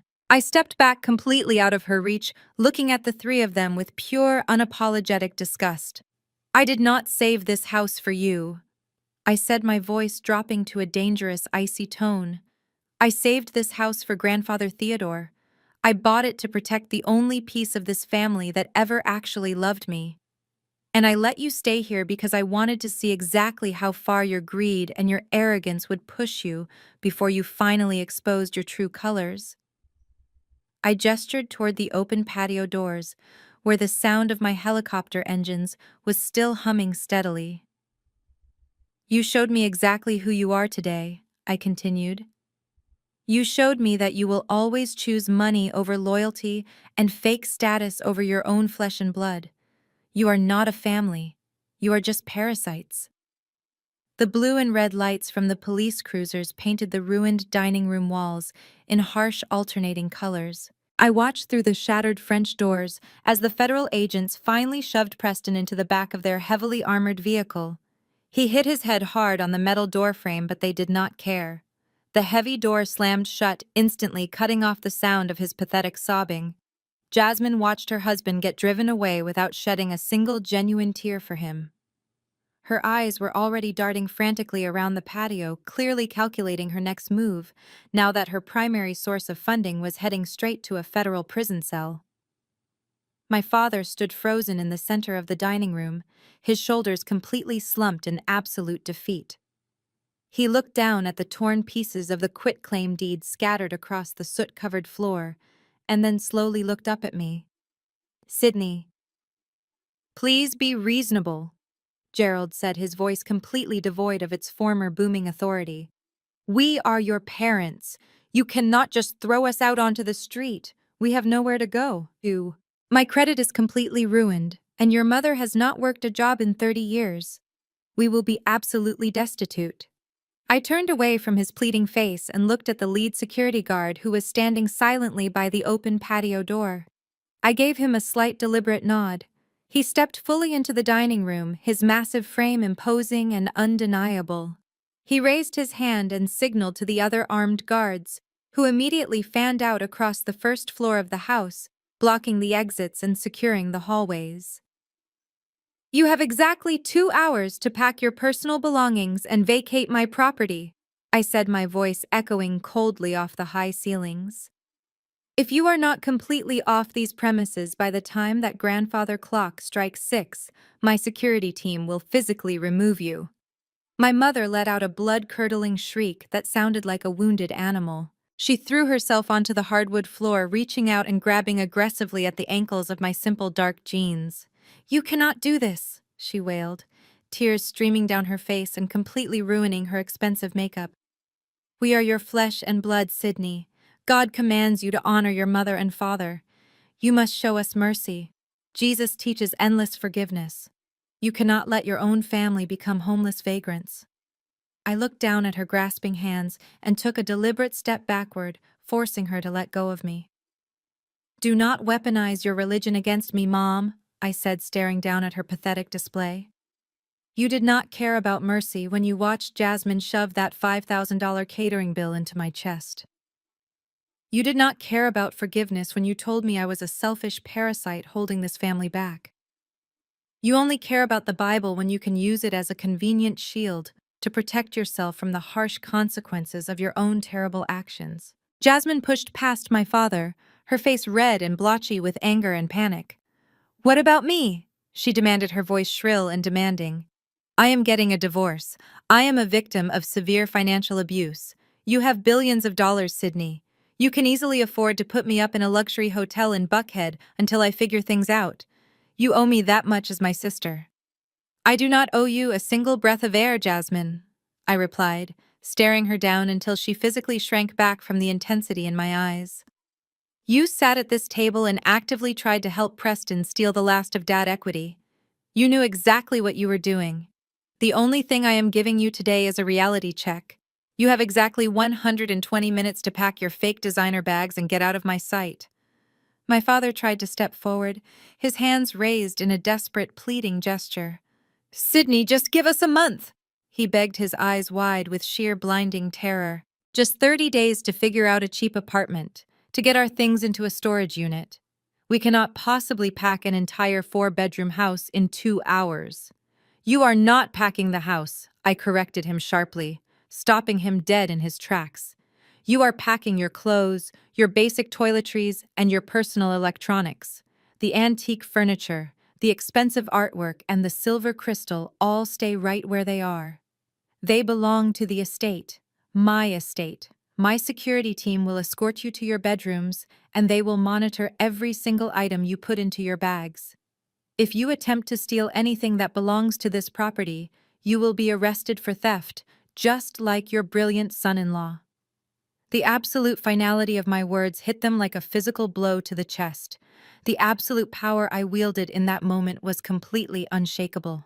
They realized right then that all their emotional manipulation, all their religious guilt-tripping, and all their angry screaming meant absolutely nothing anymore. I was a fortress of solid ice, and they were completely out of matches. The lead security guard stepped forward, placing a heavy, unyielding hand on my father's shoulder. "Time is ticking, sir," the guard said, his voice deep and menacing. "I highly suggest you start moving toward the stairs right now." The next 2 hours were a pathetic symphony of pure chaos and ultimate humiliation. I sat quietly in the formal living room, sipping a fresh glass of cold water, while my security team systematically dismantled my family's fake wealthy lives. I listened to the frantic sound of wooden drawers being violently pulled open and suitcases being zipped shut. I heard my mother weeping uncontrollably in the upstairs master bedroom, mourning the permanent loss of her massive walk-in closet. I heard Jasmine screaming hysterically at a security guard in the hallway because he refused to let her pack a vintage silver tea set that belonged to my grandfather. They were being stripped of their unearned luxury, down to the absolute bare bones of reality. When the antique grandfather clock in the hallway finally chimed 6 heavy times, the massive front door swung open. I walked out onto the front porch and stood at the top of the wide brick steps. The crisp evening air had completely settled over the Cascade Heights neighborhood, and the vintage streetlights were just beginning to flicker on, casting long shadows across the manicured lawns. My family stumbled out the front door carrying heavy black plastic garbage bags filled with their clothes. Jasmine had completely run out of her cheap designer luggage and was forced to stuff her shoes and dresses into heavy-duty outdoor trash bags. My father was sweating profusely, struggling to carry two massive heavy suitcases down the brick steps. My mother walked slowly behind them, her head bowed entirely in shame, holding a single small overnight bag. They looked exactly like what they truly were, a group of desperate broke people who had finally been evicted from a wealthy fantasy they could not afford. They dragged their heavy garbage bags down the long paved driveway, stopping at the edge of the public street. They had absolutely no cars. Jasmine leased Porsche had already been loaded onto a flatbed tow truck by the repossession company an hour ago, and my parents had secretly sold their own vehicle months ago to keep up appearances. They were standing on the cold curb of the wealthy neighborhood they cared so much about, waiting for a cheap rideshare to take them to a discount roadside motel. I walked around the side of the historic brick house, heading toward the expansive backyard, where my private helicopter was still waiting for me. The massive rotor blades began to slowly rotate as the pilot prepared for our immediate departure. I stepped onto the soft green grass, leaving the ruined brick patio and the shattered dining room entirely behind me. Marcus, the lead attorney, walked up to me and handed me the signed eviction confirmation paperwork. "Everything is completely secure, Mrs. Williams," he said, his tone highly respectful. "The exterior locks are already being changed, and a full private security detail will remain on the property 24 hours a day to ensure they do not attempt to return." "Thank you, Marcus," I said, taking the heavy legal paperwork and sliding it into my canvas tote bag. I climbed into the luxurious leather cabin of the matte black helicopter and strapped myself securely into the comfortable seat. The heavy doors slid shut, sealing me in absolute quiet isolation away from the chaos of the world outside. As the powerful twin engines roared to life, the aircraft lifted smoothly off the ground, ascending rapidly into the darkening November sky. I looked out the tinted glass window, down at the historic Cascade Heights neighborhood. I could clearly see the tiny figures of my parents and my sister standing on the street corner, completely surrounded by shiny black garbage bags.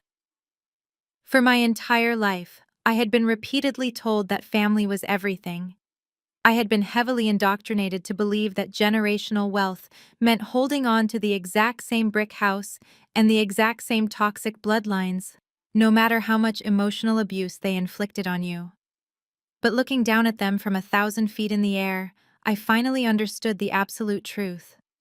True generational wealth is not about hoarding money or protecting expensive real estate.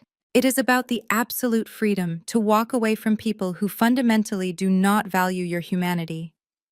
It is about protecting your mental peace of mind and permanently preserving your self-respect. I had officially broken the dark cycle of financial abuse and toxic emotional manipulation.